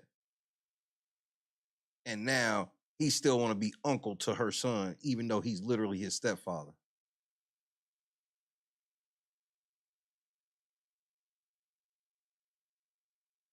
Oh, bro, he's been stacking the trauma on like whipped cream on top of some weird as fuck. And so this nigga's like, I don't want to call you uncle no more. I'm fucking grown. I don't want to call you that shit when she call you daddy. The kids are calling you daddy, but I'm gonna be the only one calling you uncle. And this nigga's response to that was like, yeah, you're gonna call me uncle. And this weird ass nigga sitting on the internet trying to telling us about the shit. Like we gonna be like, yeah, you actually right, Sid. Yeah, you his stepdad, but that nigga can't expect to call you daddy.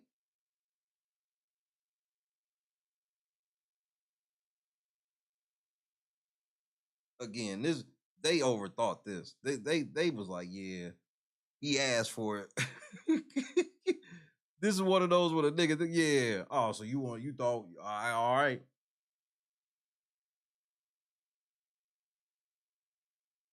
Kendra, what's happening?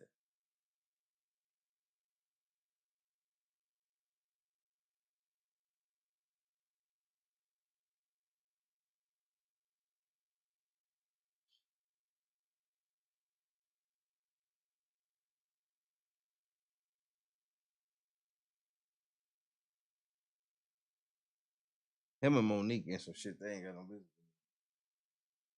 And the crazy part about it is to prove she say how dirty Tyler Perry and all these niggas are. If these niggas offer her some new shit, she's running to it. She don't have nothing else. Nobody wants to work with her.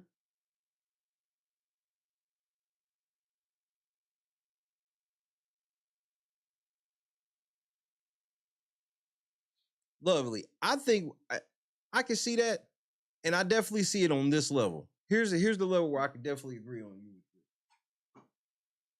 I guarantee in the beginning he was simping like a motherfucker. She wasn't really letting that nigga speak for her and all this shit. And this nigga outsmarted her behind the scenes. Whether that mean he got some shit put in his name that he shouldn't have or any type of thing. Like, cause she probably be going off on this nigga. And he probably be letting her get all her little shit off too. While behind the scenes, he be just straight running shit for real, for real.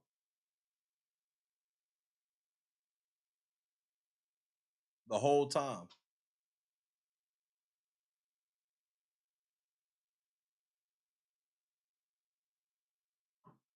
Nope.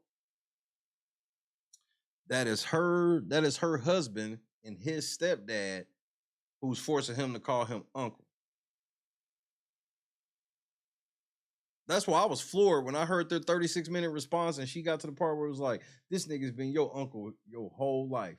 I'm like, ain't that your husband? And he's his uncle?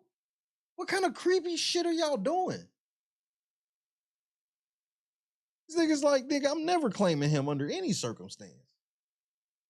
Cam, what up, bro?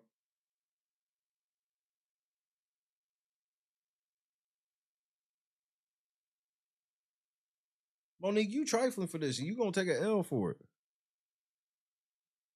This is the last thing you need to happen for a show when you don't get that many shows. When I tell you this was the last thing you need to happen, my nigga, this was the last. You did not need this. There's a whole lot of shit that could have went down. This ain't one of them.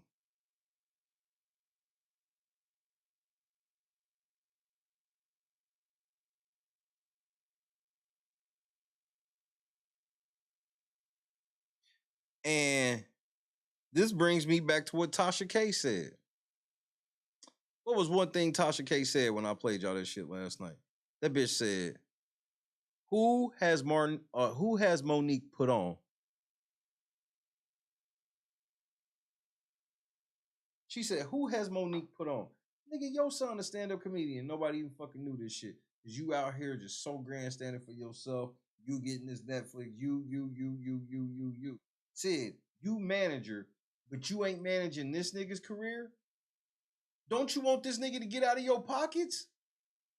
You could be managing him, and now you actually in his pockets.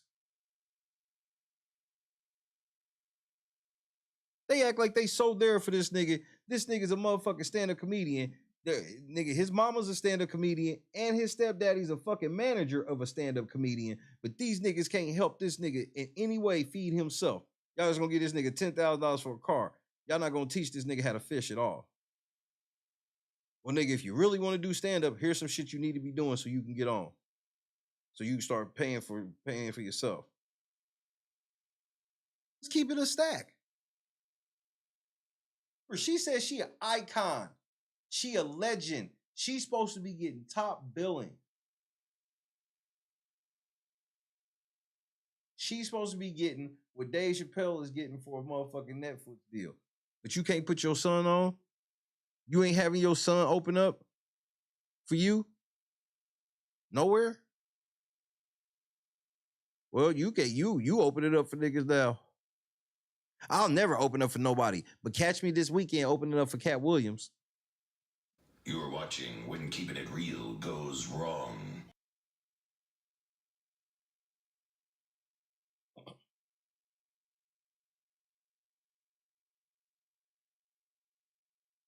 Literally in the same interview where she said she would never open up for anybody, she ends the interview by going, I'm opening up for a nigga this weekend.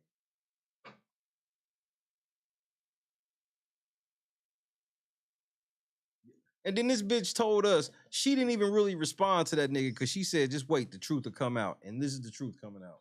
Dumbass. 0 for 2. That fat nigga thought Lean Back was in the club.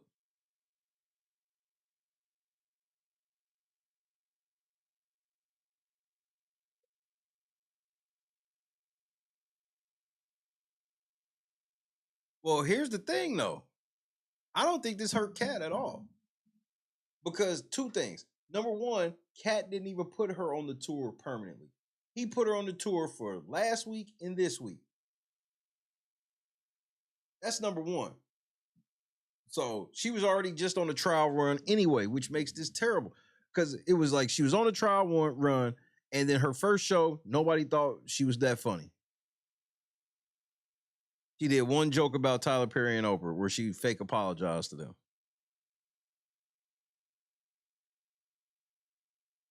The third thing is the tickets for this weekend are already bought.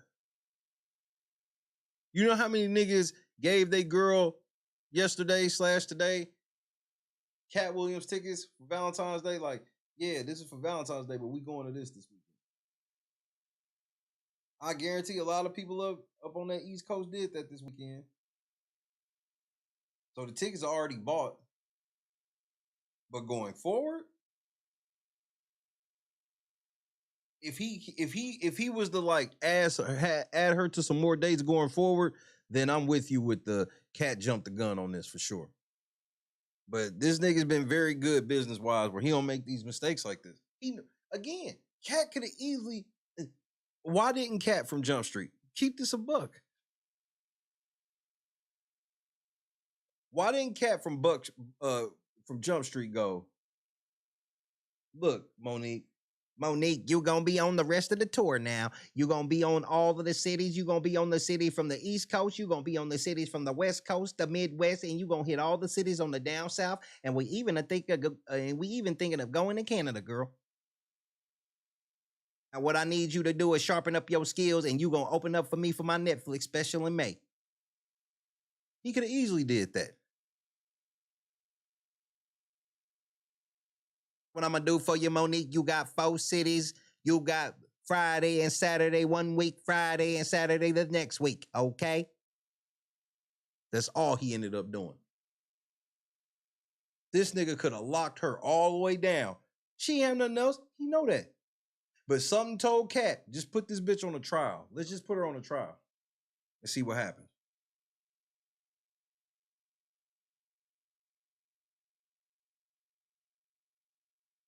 That's the only way you can get Monique to audition, is to give her a trial. For some reason, Cat did not put her all the way through. This nigga was just like, she gonna be here for a couple days. Trial run. You wasn't that funny, and then you got this type of shit? I told you, she can fuck around and pull up Saturday and Friday and can't get in, and Cat just send her an envelope. We've heard Cat done this before. Where Cat like, yeah, you not getting on the stage, but I'm gonna pay you like you did, just so there ain't no hard feelings. Miss George, what the fuck are we talking about?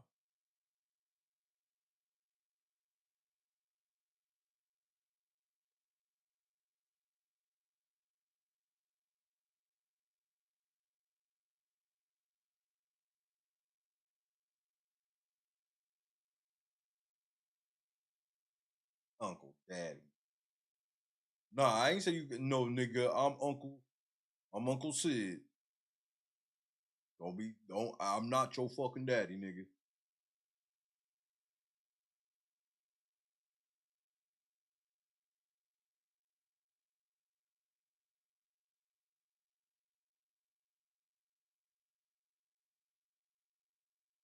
I did not know Monique was gonna crash out like this, right? Nigga, Uncle Shay Shay don't hear none of this. That's an uncle that ain't hearing shit.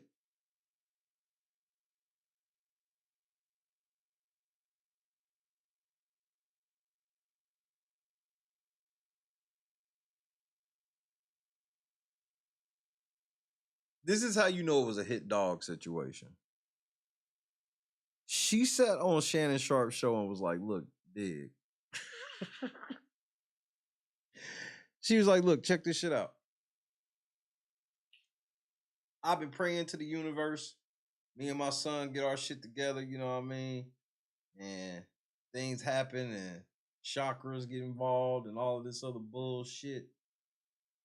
This nigga was like, nigga, she lying. She don't be trying to reach out like that. Instead of her coming back out and be like, this is why I be praying to the universe so we can get on the same. This nigga lying like a motherfucker from the text messages. All of that fucking praying to the universe went out the window when she got pressed one time. In the smallest, this nigga pressed her. I can't stress enough how mildly this nigga pressed her, and she went off the fucking deep end.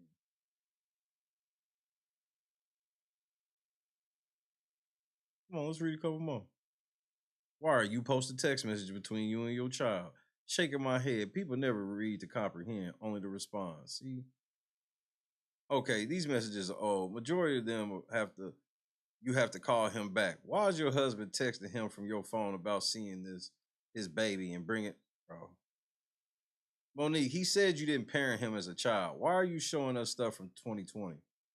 Nigga, she's just not winning. Damn, out of all the things he feels you did to hurt him, he would probably point this to this right here as the worst. What a violation.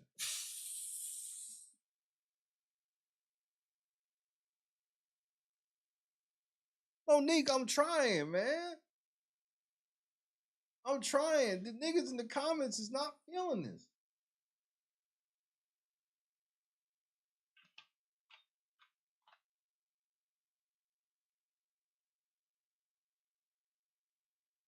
Nigga, when motherfucking Tyler Perry come out with this interview talking about how he was getting ready to offer this role to Monique, I'm getting ready to be done.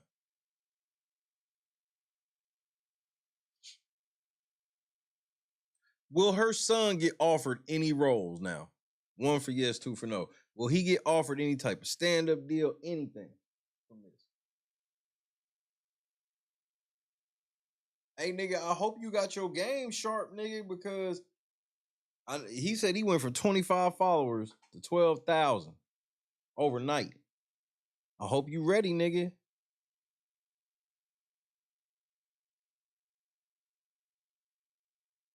Here's why I say yes, Clee, on some real shit. This is why it's most likely yes, on some real shit.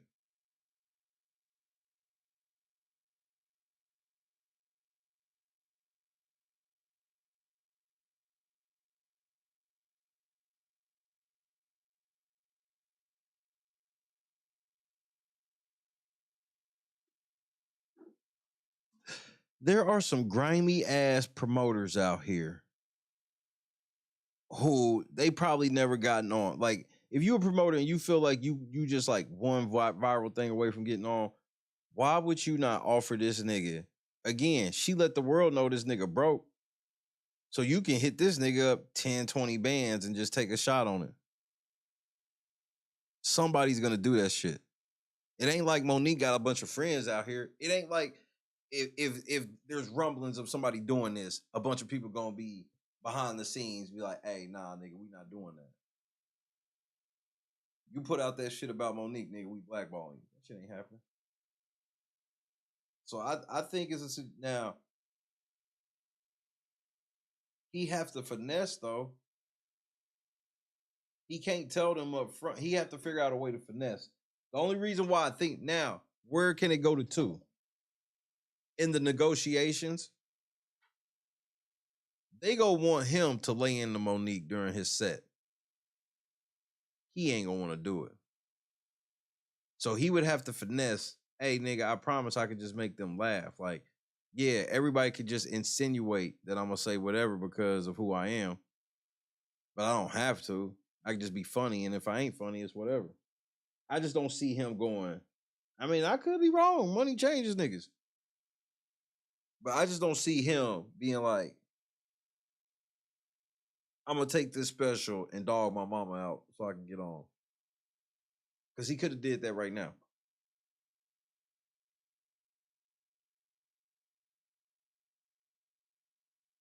I'll tell you like this, Shalon, if you serious about this shit and you trying to do this shit for real, you better take it seriously right now, nigga. The window's open. So whatever your shtick is, your comedy, you better get to it, little nigga. Because here's the thing. I know you Monique's son, so since you Monique's son, I'm gonna keep it a stack and put this on the record. I don't want to hear you 5 years from now come back talking about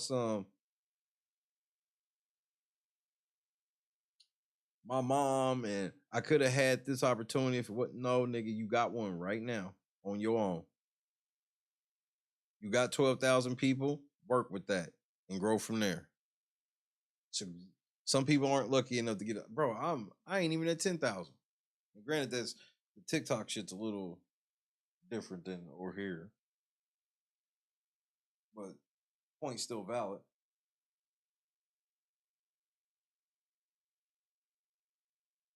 Monique's a wild bitch, bro.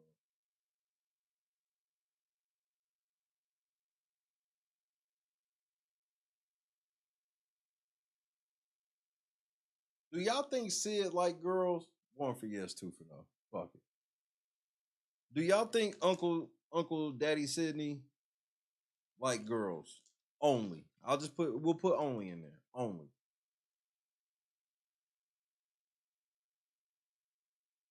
One for yes, two for no. Do he like girls only?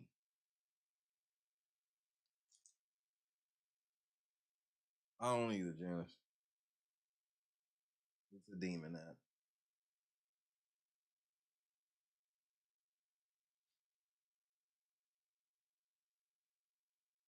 I'm taking it back to a 90s term. That nigga look like he flaming. Can I say flaming or will flaming get me canceled?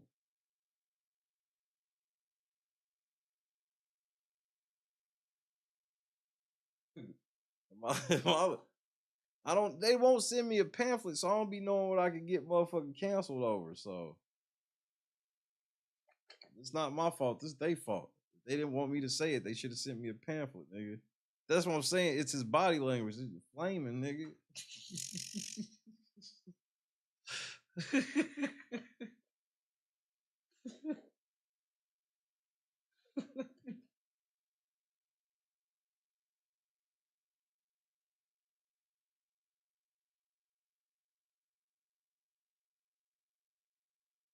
That's why I ain't no friends, bro. That's why I stay in trouble. I don't give a fuck, nigga. Fuck them niggas. I wish them niggas would say something to me, nigga.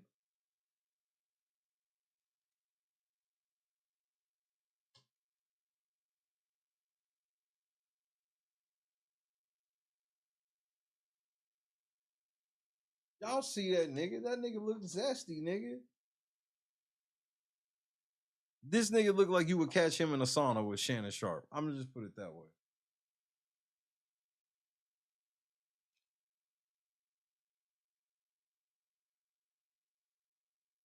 And I'm scared to ask what exactly a manicured dick is.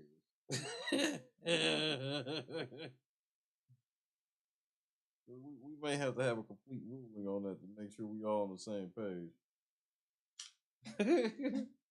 And then they sitting there like a manicured dick.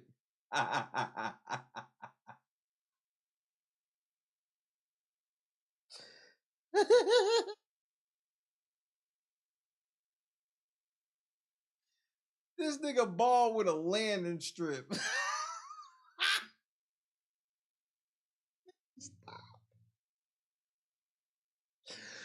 This nigga head is shaped like a straight dick, bro. Oh, he just be sitting there. Oh no, nigga.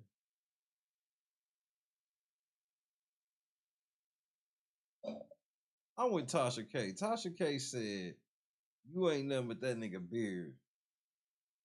And I'm with it. She right, nigga. Beard, nigga.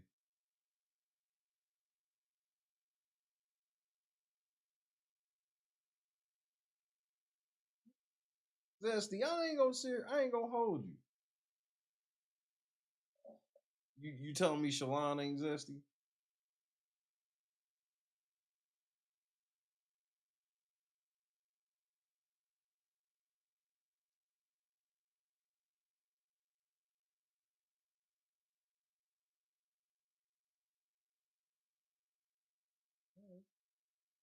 You got it. You got it. That nigga ain't zesty at all.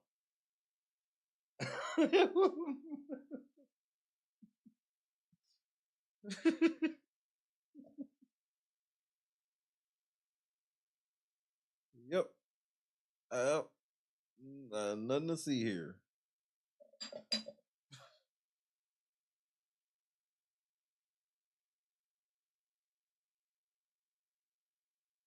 It is what it is, nigga. I only call balls and strikes, nigga. I ain't gonna sit. I can't bring up the motherfucking Sydney zesty and not say this nigga's not zesty.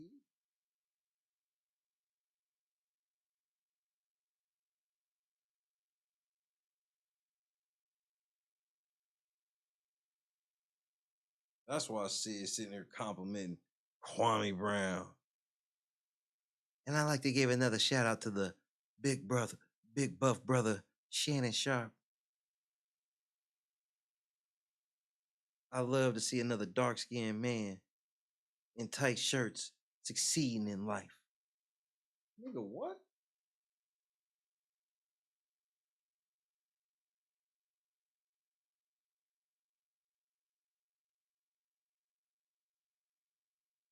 That nigga, bro.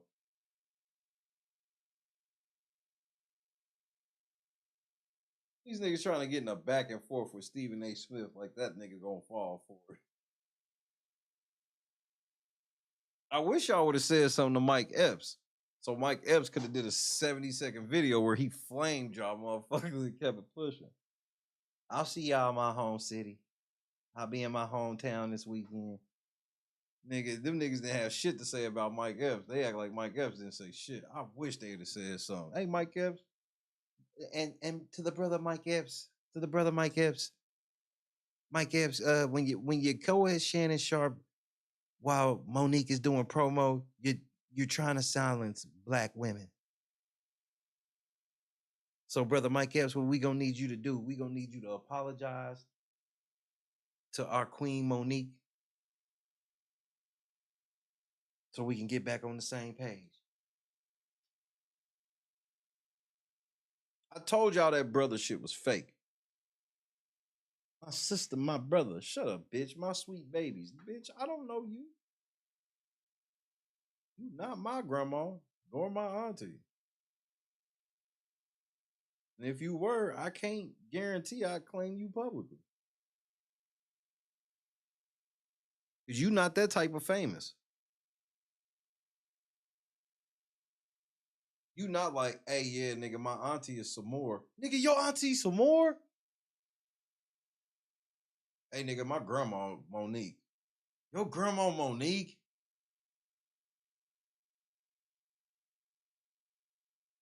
Two different reactions. One is not the same.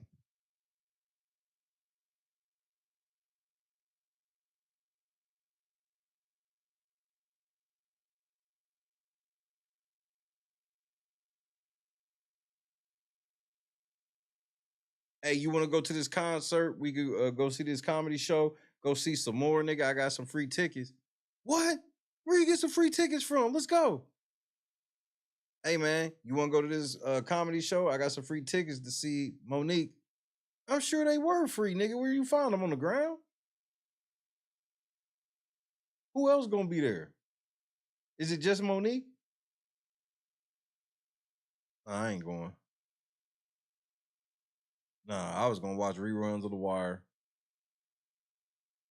Really fuck with this.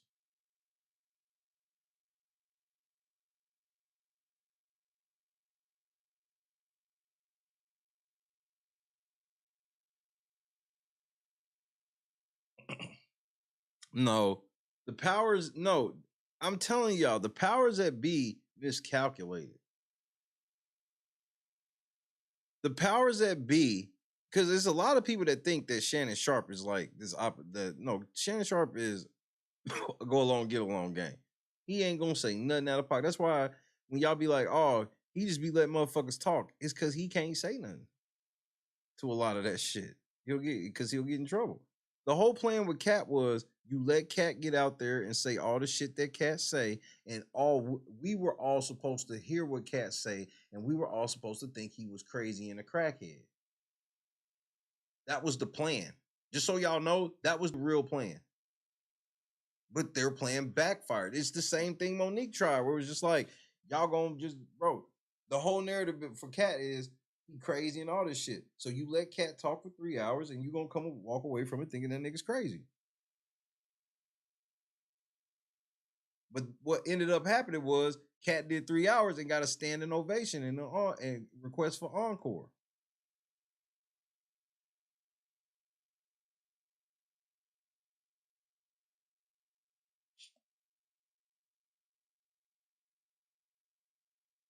Want to know the proof? Here's going to be the proof right here. Here's the proof to what I'm saying right here. Let's see when Cat Williams do another interview on a platform anywhere near as big as Shannon Sharpe's. And it still worked for them anyway, even though that shit backfired. They still got another $1 million to $1.5 million added to their fucking guild.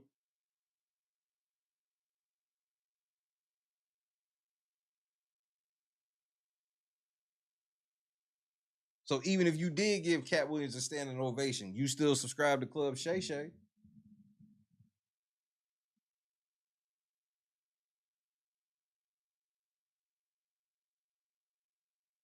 And why all of a sudden is Shannon Sharpe only interviewing black comedians? I mean, that's cool, but why all of a sudden he's the nigga that's interviewing black comedians? It's almost like he's letting them get on there and trying to start shit.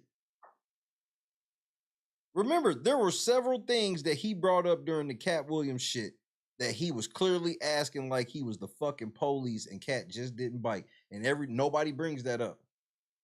Everybody sitting here acting like, oh, Shannon's just like the coolest, and Shannon's one of us, and he's unk, and no, he ain't, nigga.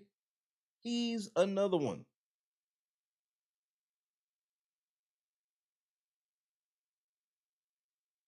He was asking Cat all types of police ass questions. Him and Willie D was asking police questions.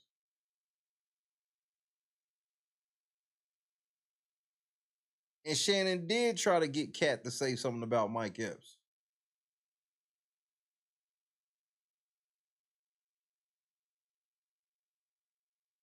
So don't get it twisted. The plan was in motion to fuck up Cat's day, but Cat was just too smart for Shannon.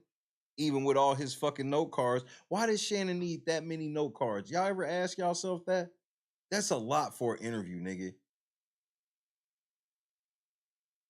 Why does Shannon need that? It's almost like every word he says is scripted.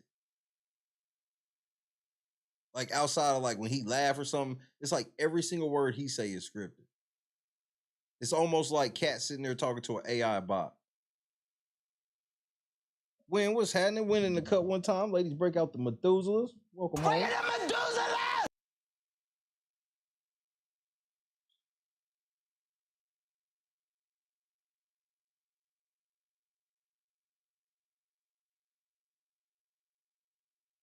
I mean, Cat ain't going nowhere else.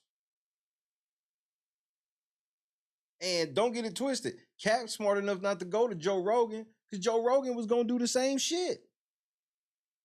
Joe Rogan was going to play I'm the cool white man, but was going to sit there and be asking a bunch of fucking shit he shouldn't have been asking, trying to instigate certain shit.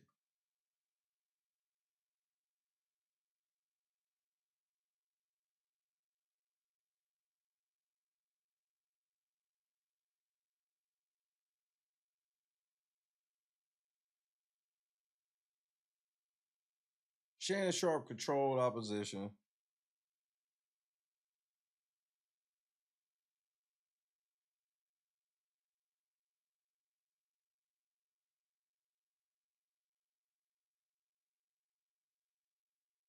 I mean, remember, Shannon had just so happened to have all of Cat's nemesis on within a 1 year period. Ricky Smiley, Cedric the Entertainer, and Steve Harvey, coincidentally all in the same year, who all talk shit about Cat. Then magically he gets this Cat interview. And Cat's a genius, bro. He knew what it was.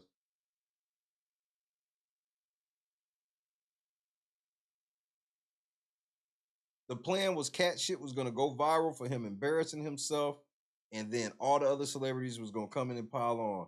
And then it got, Cat was so flawless that even niggas that responded, when Cat clapped back to their response, niggas was like, never mind. Because I play college ball. I am a Division I basketball player. You're not talking basketball with me.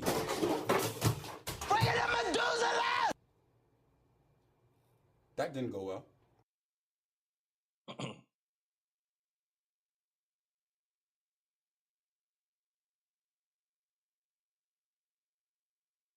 People be acting like Shannon Sharpe don't work for Disney. Y'all niggas think he out here giving y'all the real. He worked for Disney. People forget he worked for ESPN. People forget the Club Shay Shay is literally his side job. And he can't do nothing on his side job that will piss Disney off.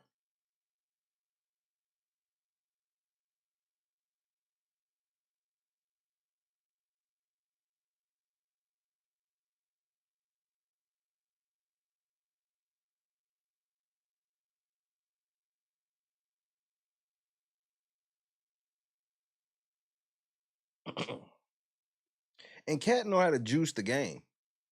Cat know how to make these niggas get in bed with him without really giving them shit. And these niggas think that they can set traps, and the traps are always trash.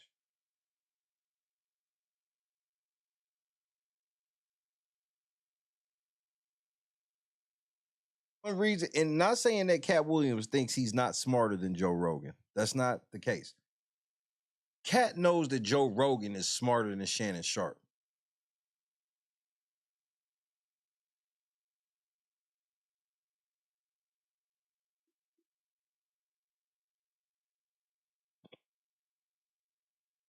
Then Shannon Sharpe gonna sit here. He's supposed to be on this high horse.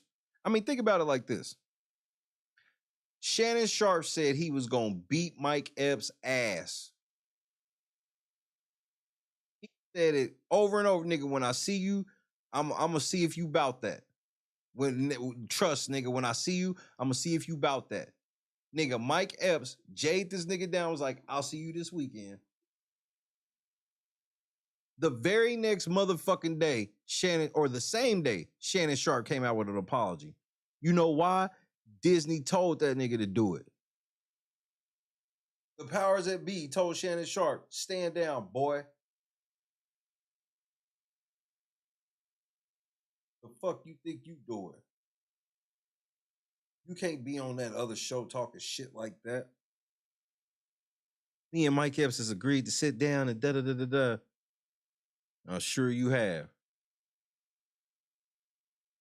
I have personally spoke with people in that said they wasn't going for that, nigga. And you can believe me or not. I prefer you don't believe me. Because you don't understand how embarrassing that would be to Indianapolis. I'm from there, bro. It would be a total embarrassment to that city if Shannon Sharpe came in that city and did anything to Mike Epps. It would be embarrassing to the entire city. They not going for that. It's niggas up there. I don't know what y'all think y'all know about Indiana or whatever. If you ever been to Indianapolis, it's niggas up there.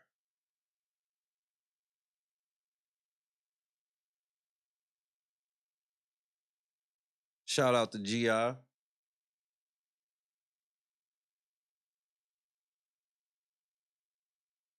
Them niggas, he not just good. He from that, but he good in the whole Midwest. Like Shannon was not touching down All-Star Weekend. I think that Shannon didn't even know, didn't realize that All-Star Weekend was in his hometown. I don't think he realized that Mike Epps from there, where he was like, yeah, I'm going into enemy territory, running my fucking mouth.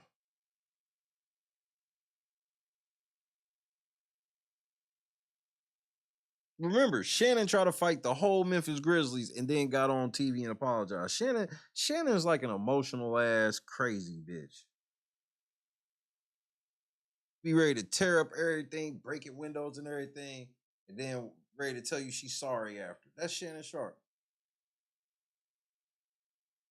This nigga bigger than everybody he tried to get in a fight with. And be like, nigga, that's why, bro, what else is like a lot? I know some people like, man, Mike Epps a whole ass nigga. He just gonna shoot Shannon. He talking about he gonna shoot Shannon. Shannon talking about catching the fade. Mike Epps talking about, do you know how big Shannon Sharpe is? And you see he's still in shape.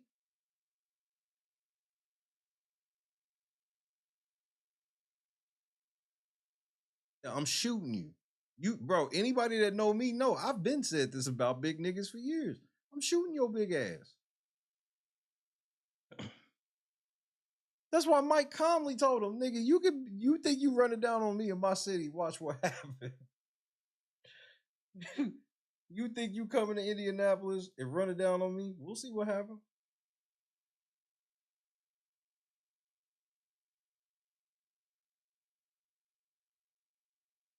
Okay, so what's something else that people brought up in the Mike Epps shit with Shannon Sharpe? They brought up, why didn't Shannon have this same energy for Skip? Easy. The powers that be told him he couldn't. That's why he left.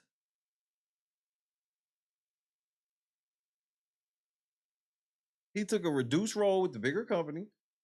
He left. Why'd he leave? Because they told him he couldn't fuck with Skip. He probably wanted to beat the brakes, so he probably wanted Skip to catch the fade, bro. I've seen Shannon multiple times in just the last 2 years try to fight people, and including one time having to be held back by security and shit.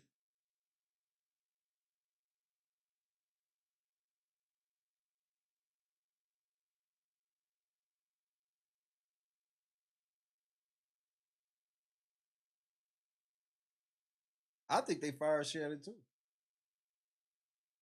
Shannon tried to play it like they did, like it was a mutual thing.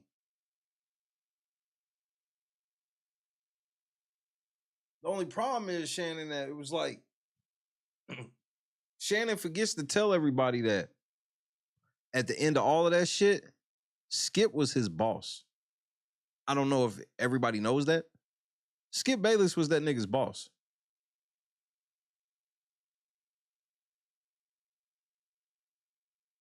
Just so people know, just to put that in perspective. You're on the fence. Skip Bayless, the executive producer, all that shit. So Skip Bayless hired Shannon to be his co-host. So how you getting all turned up with your boss and it's mutual and all this shit in the end? I doubt it. Skip Bayless was this nigga, so just know that let's put your glasses back on, nigga. You ain't gonna do shit. Skip chose all the topics. This is not a lie. It's because it's his show. Undisputed is his show.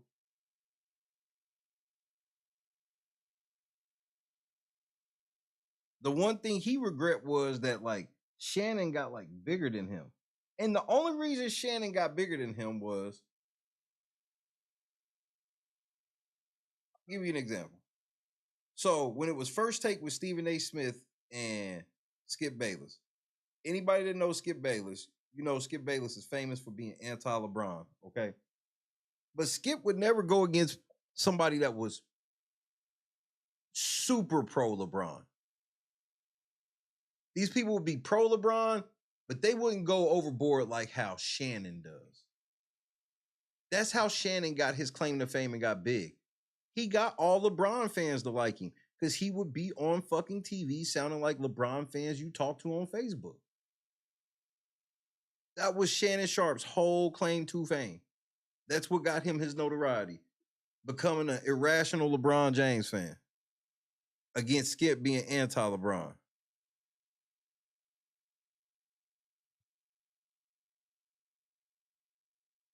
And we all know there's more pro-LeBron fans than anti-LeBron fans. So, you see how that go.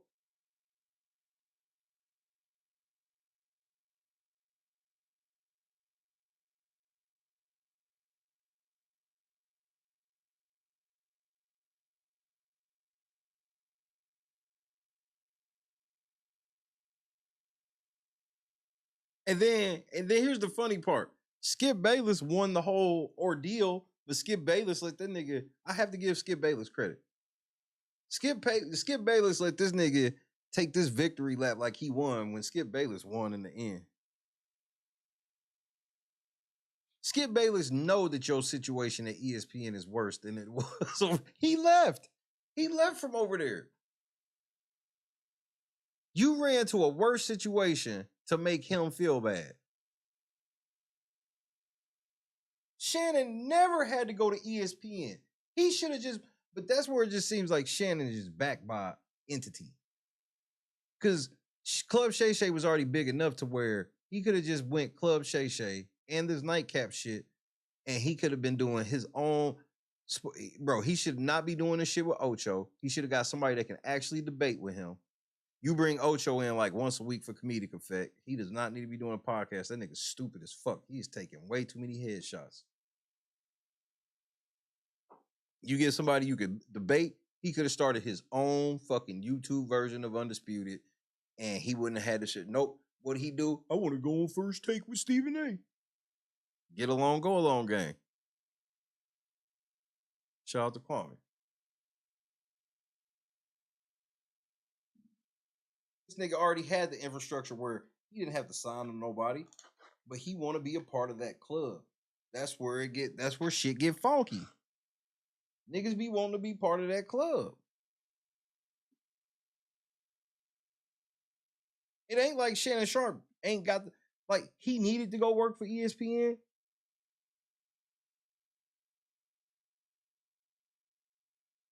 This nigga was a millionaire a million times over already before ever taking any of these jobs. But then again, he had all this money from fucking playing. He got right out of playing, got all this motherfucking money from CBS Sports. Then went into the shit with Skip. Like, man, this nigga ain't never been hurting for no money. He just want to be a part of the club. Sucks, but it's true. And then now I sit here and see people fooled by this nigga. People really feel like Shannon Sharpe, he one of us. No, he one of y'all, nigga. If Shannon Sharpe got you fooled, nigga, he one of y'all. That nigga ain't got me fooled.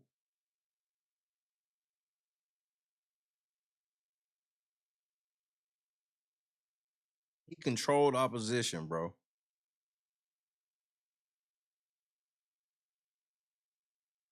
If Shannon Sharpe wasn't as popular as he is with people that he got fooled, I mean, Corey Holcomb eased up on this nigga.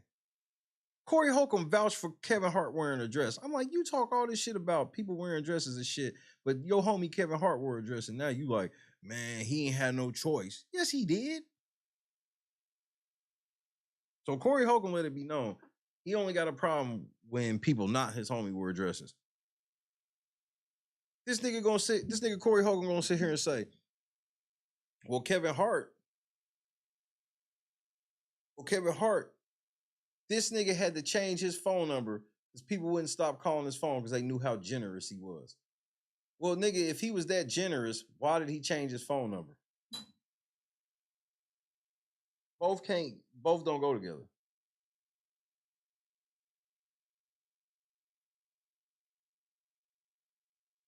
Kevin Hart was giving out so much money, he had to change his number before he went broke. Stop, bro. Then you've only seen this nigga one time and you understand. They took him away from everybody. Well, why did he let them take him away from everybody, Corey? He didn't have to go. This sounds like shit you'll say when they come take you.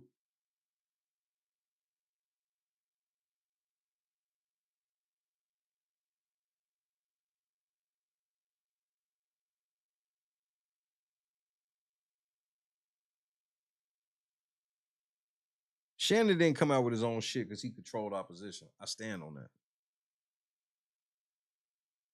He don't never really say nothing against the powers that be. People think it's a big deal just because he let Cat get some shit off. Well, Shannon ain't smart enough to push back. He sits there with a stack of note cards this thick. How smart can he be?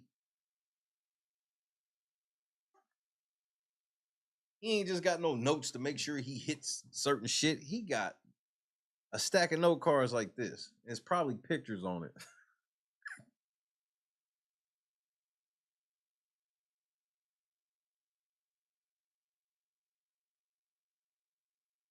Nigga, Shannon's a moron, bro.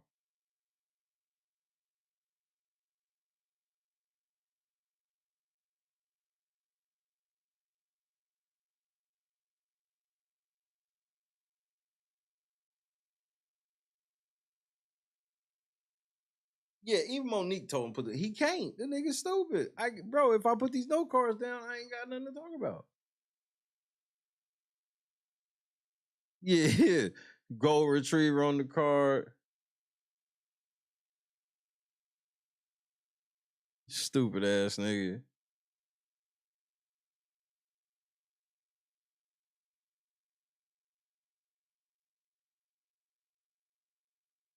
All his questions drawn out in football plays on the card. You turn his cards around, they all look like football plays, but he understand it to know what questions to ask. That's the only thing this nigga know how to read is a motherfucking playbook, nigga. So they had to somehow code all the questions in the football plays and put them in the playbook.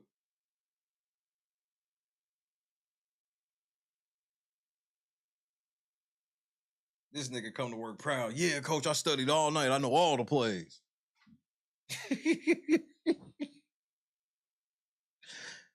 Good job, Shannon. Head on over to makeup. It's game day, y'all. Shannon, shut your black ass up and just go get the makeup done, nigga. We ain't gotta hear all that shit today.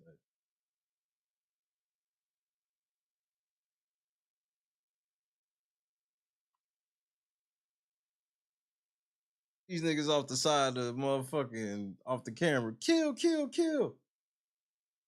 Red 84. Red 84.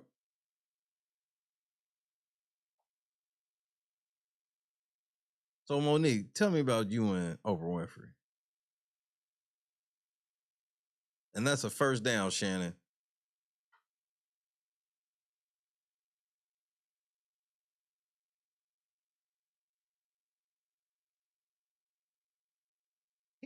Like if I had a close one-on-one conversation with him, I wouldn't get any knowledge. I would just get wet.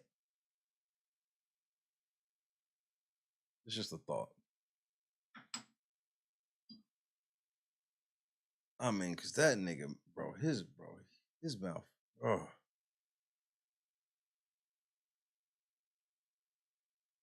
And then if this nigga start getting excited, nigga.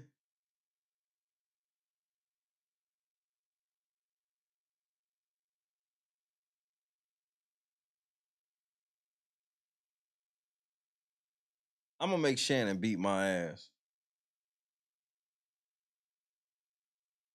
I know exactly how I'm gonna do it too. I'm gonna walk up to this nigga with a camera right in his face, nigga, and I'm gonna ask this nigga, why ain't you give Shannon or Skip the fade? And I'm gonna close my eyes and turn my head to the side and just wait. Nigga, we getting ready to get paid. Y'all niggas trying to get paid or what, nigga?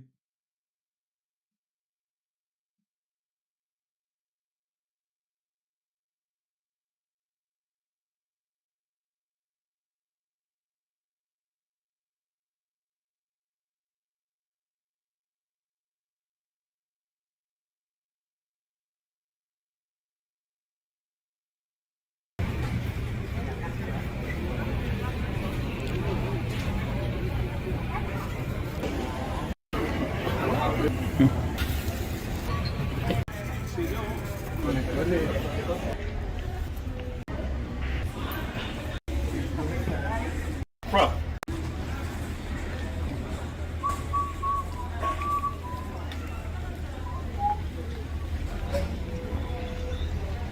Bro, really?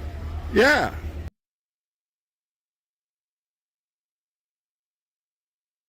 I would have been swallowed up. Have you ever been swallowed up? Have you gone through a time of swallowing? Every time you catch this nigga, he's zesty as fuck, nigga.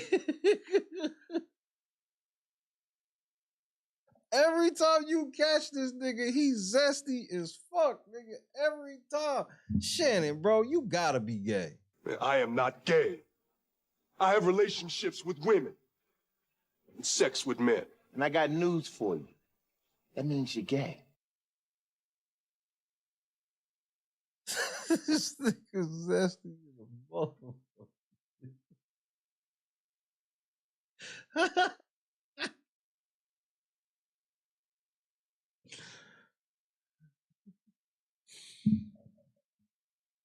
Oh, nigga, you gay.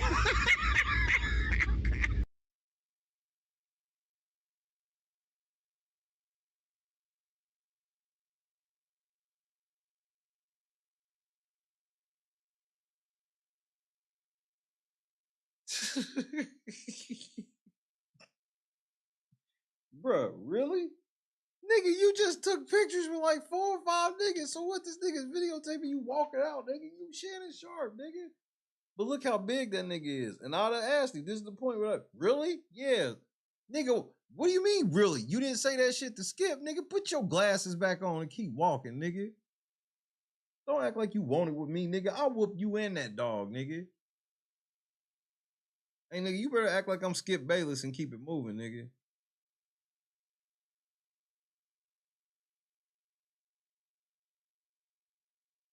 And if that nigga to put his hands on me, nigga, I would have flopped like LeBron.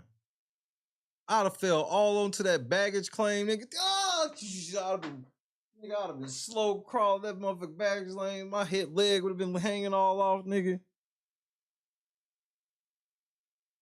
Nah, don't touch me. I need a gurney. Suing the shit out of this black ass nigga. Put your fucking hands on me, Shannon Sharpe.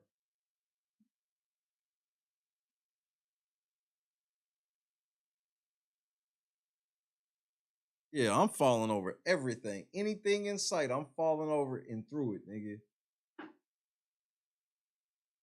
How big this nigga is, look how small that shirt is. They gonna believe he threw me as hard as I fell.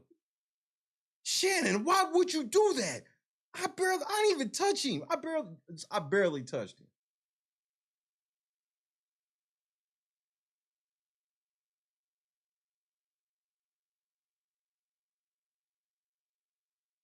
Yep, Shannon, and I'm gonna use a Mike Epps joke, nigga. Yep, Shannon, we suing the shit out of you, cause nigga, my arm do not go back there like that, nigga. Nigga, I'm suing.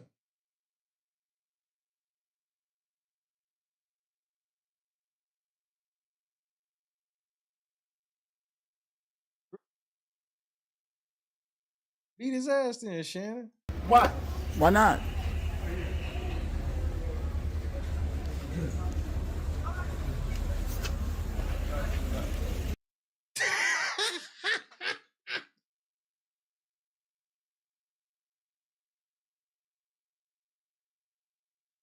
This is what the powers that be get mad at. They can't, this nigga got a temper on him, nigga. This is why he can't keep no bitch.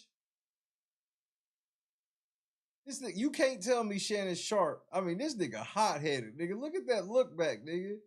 It ain't even that big. He in the beginning of the video, he was taking pictures of shit with other people. He's walking through a public airport, nigga. You have no expectation of privacy here, nigga. You Shannon Sharpe.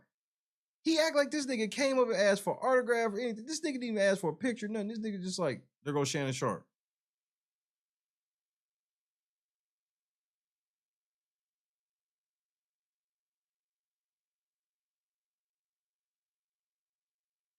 Vouching for this nigga.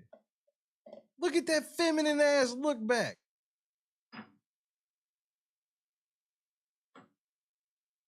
That's that the boy is mine look back, nigga.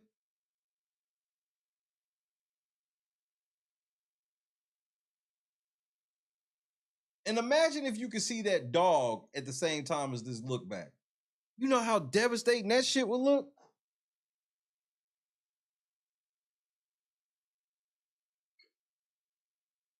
I hope he's not watching me walk away.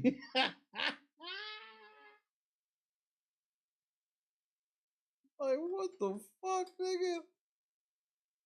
Gay.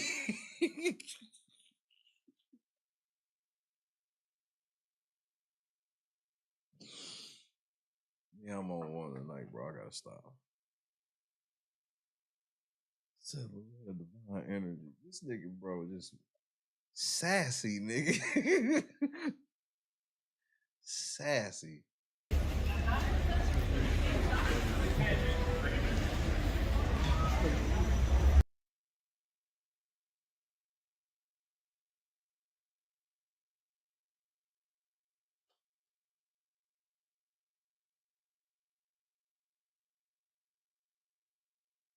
Now, here's my question.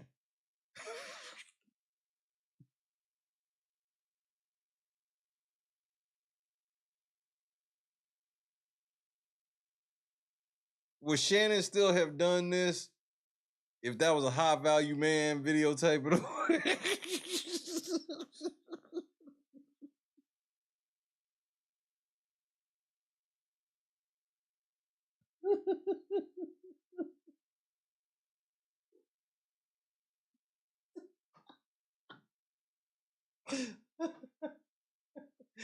Oh shit. Oh shit. Nigga, if he'd have turned and saw a high value man, nigga, he would have stopped and talked to that nigga. He saw just some old beer belly white man. This nigga like, man, nigga, you not even on my level. Oh shit. Oh, sure. Hold on, Shannon. I got real tears in my eyes, nigga. Oh.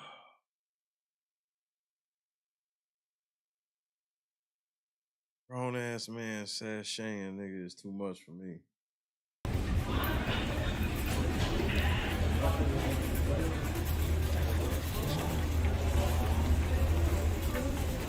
Zesty ass dog. Yeah, I see like white lady. Got my man purse. This nigga got on 2-man bags, nigga. This nigga got on 2 purses and a dog, nigga. Can it get any more zesty, nigga? Who is still defending? Who is defending this nigga? Who the fuck is defending this zesty ass nigga?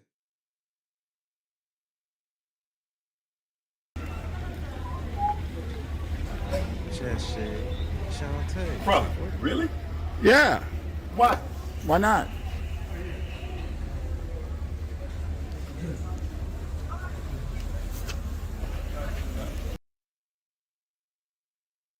Yeah, I know you want me. Yeah, you think I'm sexy.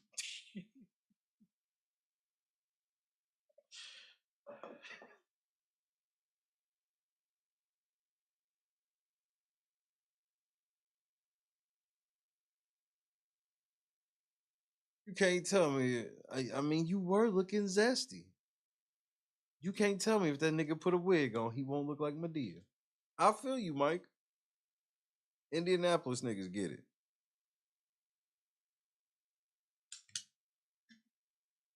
Mike Epps doubled down. That nigga called out Corey Holcomb, and Corey Holcomb bitched up, nutted up. Corey Holcomb's show last night was deplorable.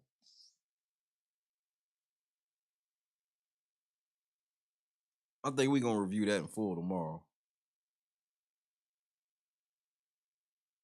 5150. I mean, the way that nigga defended Kevin Hart was weak as fuck.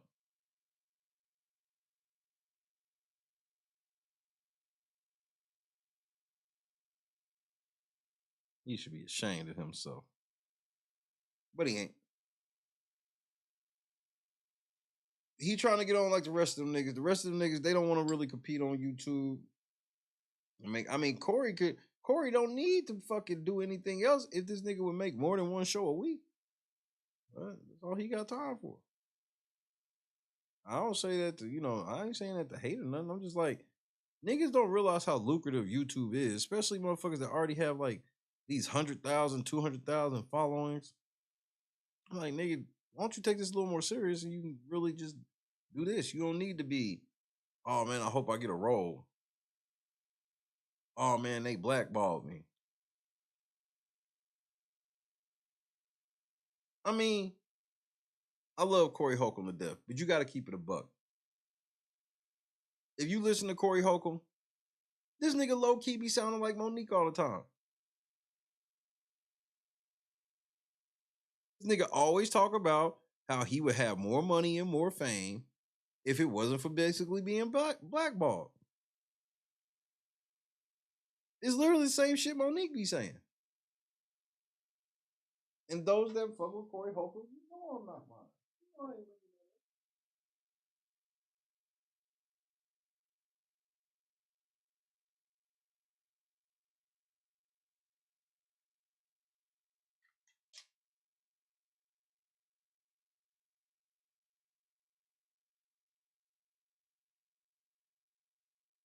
But we all don't want the same shit.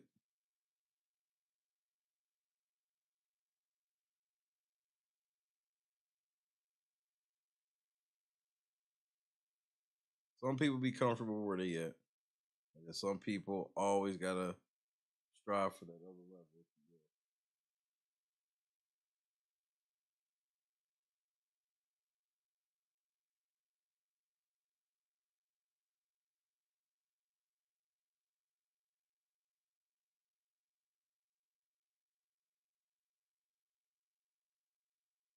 I saw Corey Holcomb recently defend Tyler Perry and now Kevin Hart, where it's like, nigga, if this was anybody else, you would be roasting them for the same shit. I mean, you had Sydney say that Medea is a portrayal of a strong black woman. That was the wildest shit. That was one of the wildest things he said in their response video. That was wild.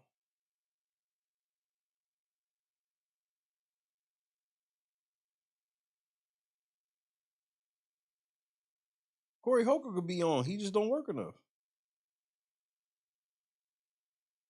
He do not work enough. Online, I don't know what he do offline. But I know he got enough of a following where if he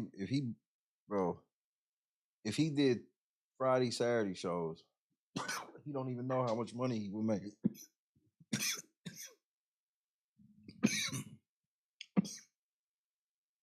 Excuse me. But again, I don't know none of this niggas' commitments, and I ain't trying to speak on that nigga shit like that. And like I said, that's one of my favorite comedians ever. But you know, I'm like him. Nigga, I'm gonna keep that shit a stack, whether you like it or not.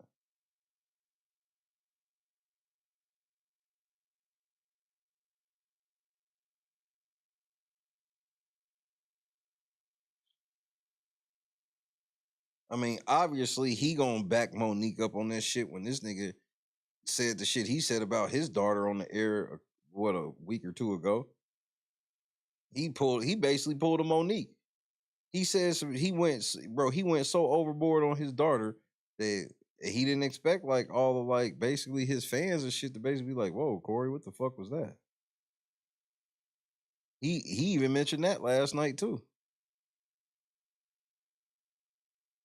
He basically did the same thing Monique did. He went extra hard on his daughter where it was like, damn, nigga, like, even if you feel that way or whatever, behind whatever it is, bro, you don't need to say that.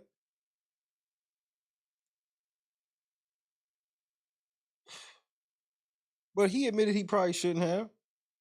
But that's what I'm saying is like, that's why he can relate with Monique. That's why he can sit there and be like, well, Monique's son just ungrateful. Because he probably do the same shit with his daughter.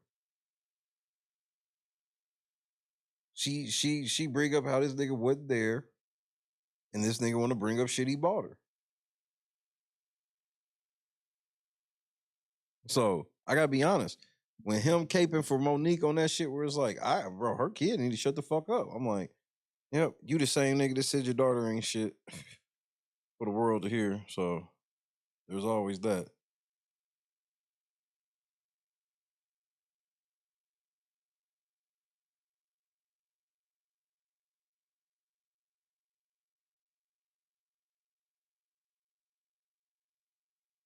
I don't know why girls like Shannon like that when he looked zesty. Like if he had a different style to him, I could see girls, but again, y'all so bad at picking men. Y'all picking a nigga that's in the closet with a fucking temper, and that's what y'all like.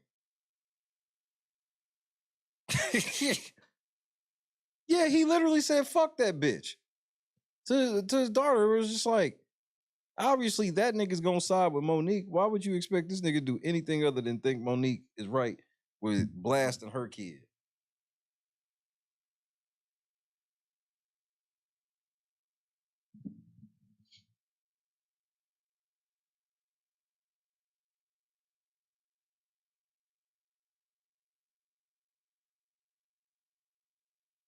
Yeah, it was like 2 weeks ago. I saw that shit live. I forgot how it came up, but that nigga, it went ballistic. And I gotta blame Darlene. Darlene got to do a better job of corralling that nigga when he get going like that. Because this ain't just a situation of you getting canceled by the mainstream. This is a situation where, nigga, you could be stepping on community guidelines. And then you'll lose your channel behind that. And you'll blame that on the powers that be, but it'll literally just be because you violated the community guidelines.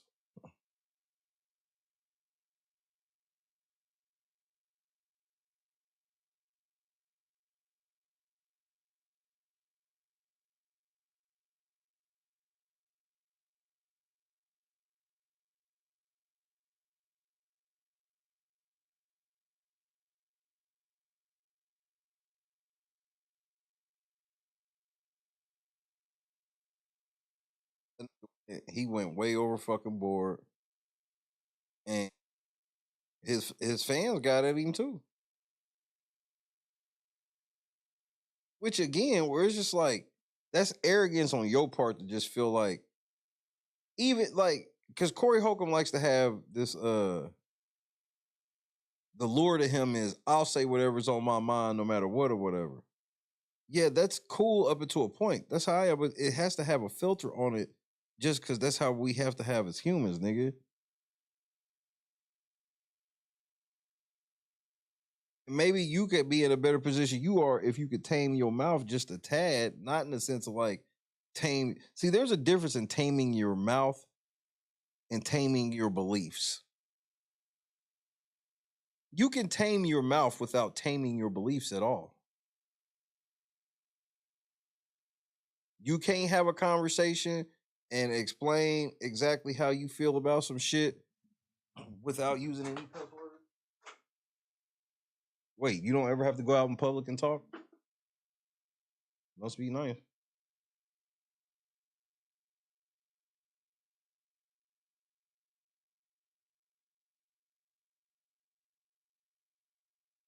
But I be confused with Corey. He talk like he don't want to be a part of the club, but then certain niggas that's in the club he be caping for. So it's like I'm confused sometimes. You confuse me a little bit, sir. That's it.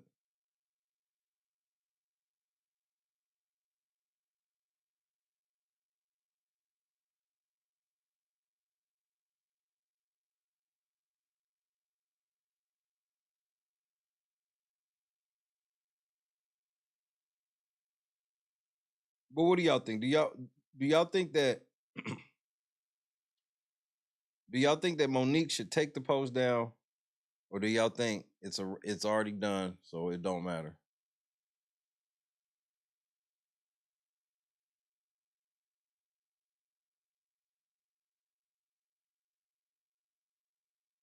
Well, but that's none of that shit's misogynistic, because misogynistic would mean he has a hatred for black women. That's not a hatred for women or black women or any of that. What that is the same thing as Monique. I don't think Monique hates all black men because of what she's doing with her son. It's just that y'all parenting has been atrocious, and while your kid has probably done some shit, Corey nor Monique is realizing that you the parent, so it falls on you to make it right. No matter what they did. And both their kids could have done worse. Both their kids could have went and talked to other people and said some shit.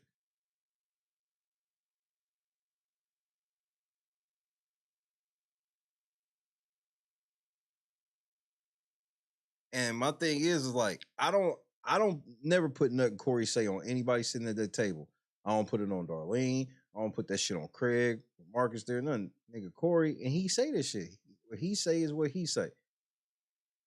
My whole thing is just for the sake of the channel, when he getting ready to try to call his daughter a bitch and all this shit, you might want to stop it for the sake of the channel.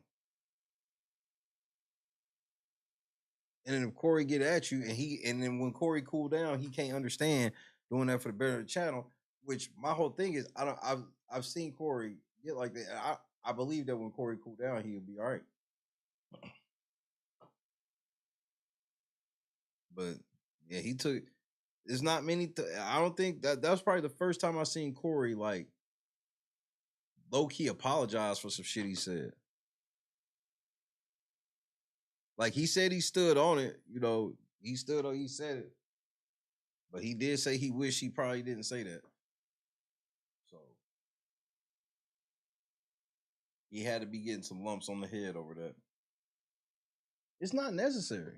And I guarantee that's what everybody say, like, and I guarantee most people that are mad at Corey, and that's what made him have to say something, it's the same thing with Monique. All them shits that we read, what's happening?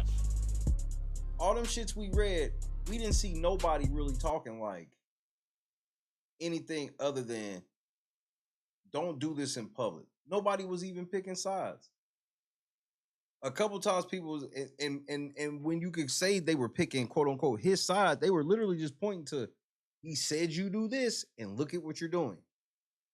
Other than that, nobody was even picking sides. Everybody's like, don't, you can't do this.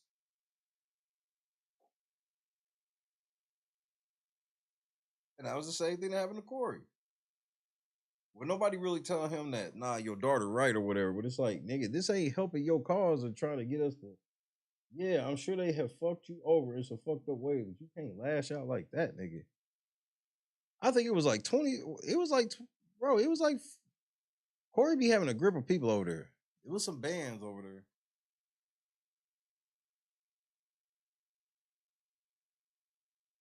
He was screaming it, nigga.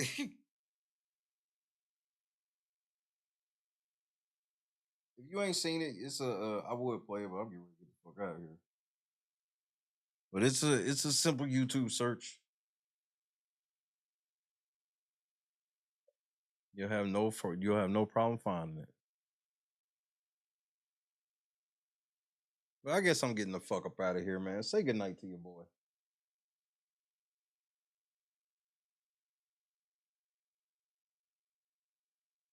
Monique fumbled the bag in less than a week. She got a little bit of traction. She ain't had no traction like that in years, especially with it not being negative. This is the first time she got some positive traction in years and fucked it up immediately. And this is exactly what D.L. Hewley said. He knew you was gonna fuck this up. D.L. Hewley at the house laughing. You see DL's radio silent now. He ain't got nothing. Bro, you right, DL. Don't say shit.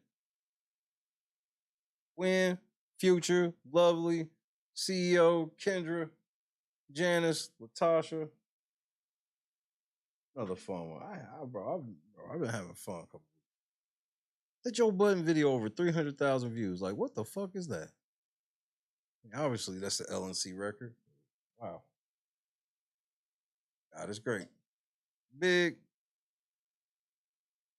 Entire crew. Oh, yeah. I got the button now. I got the.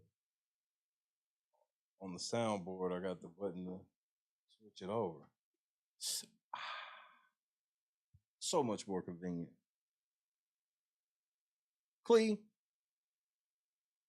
I had some Houston news, but this shit is taking precedent. Prayers to all the people in Kansas City. Some crazy shit. Prayers are needed.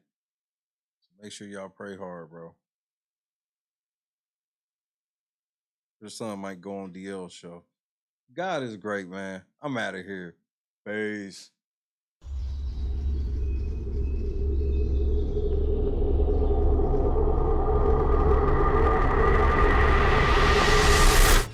Yo, what's going on, boys? How are you? Yo, dab me up. Hey, all right, damn. What part of the city are you from? Yo, what's up? there, brother. Hey, yeah. What's up? Yeah. You guys ready for this? Take this. Oh, all right, sick. Why don't you guys come inside? Don't ski. These are the guys. I'm Octavius Gray. And I'm Steve. Steve LeVois. It's okay, I have vape in here, right?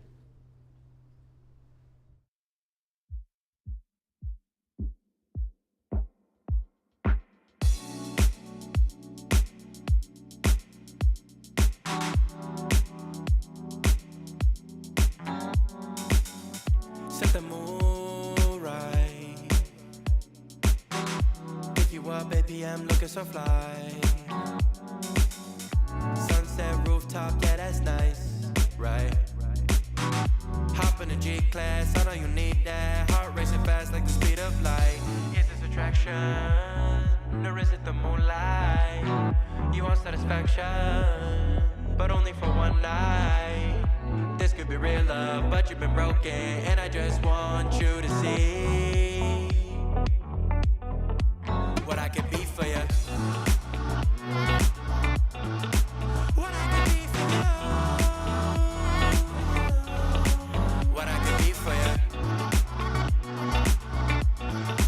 What I can be for you.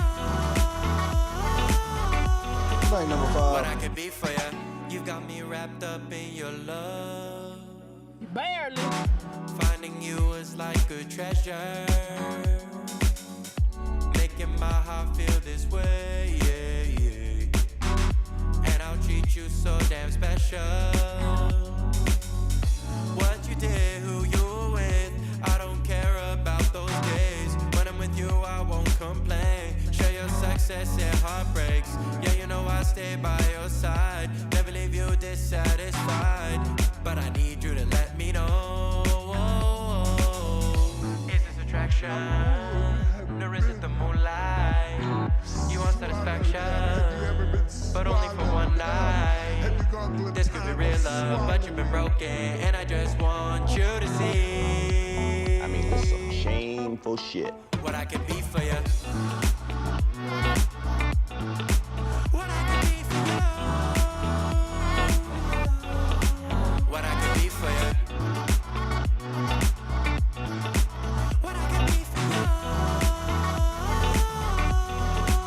What I can be for you. Baby girl, it's just one night. Yeah. Just ask them how I did it. I got out the limo, grabbed her hand, went upstairs and fucked her. Baby girl, it's just one night. Yeah, girl, it's just one night. Yeah, baby girl, it's just one night. Oh, yeah, it's just one night. Yeah, baby girl, it's just one night.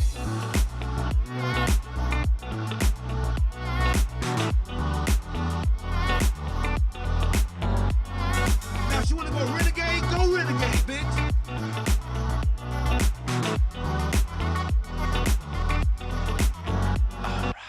Crushed it. God is great, bro. Love y'all so much. Have a great Thursday, cuz it's Thursday for real. Man.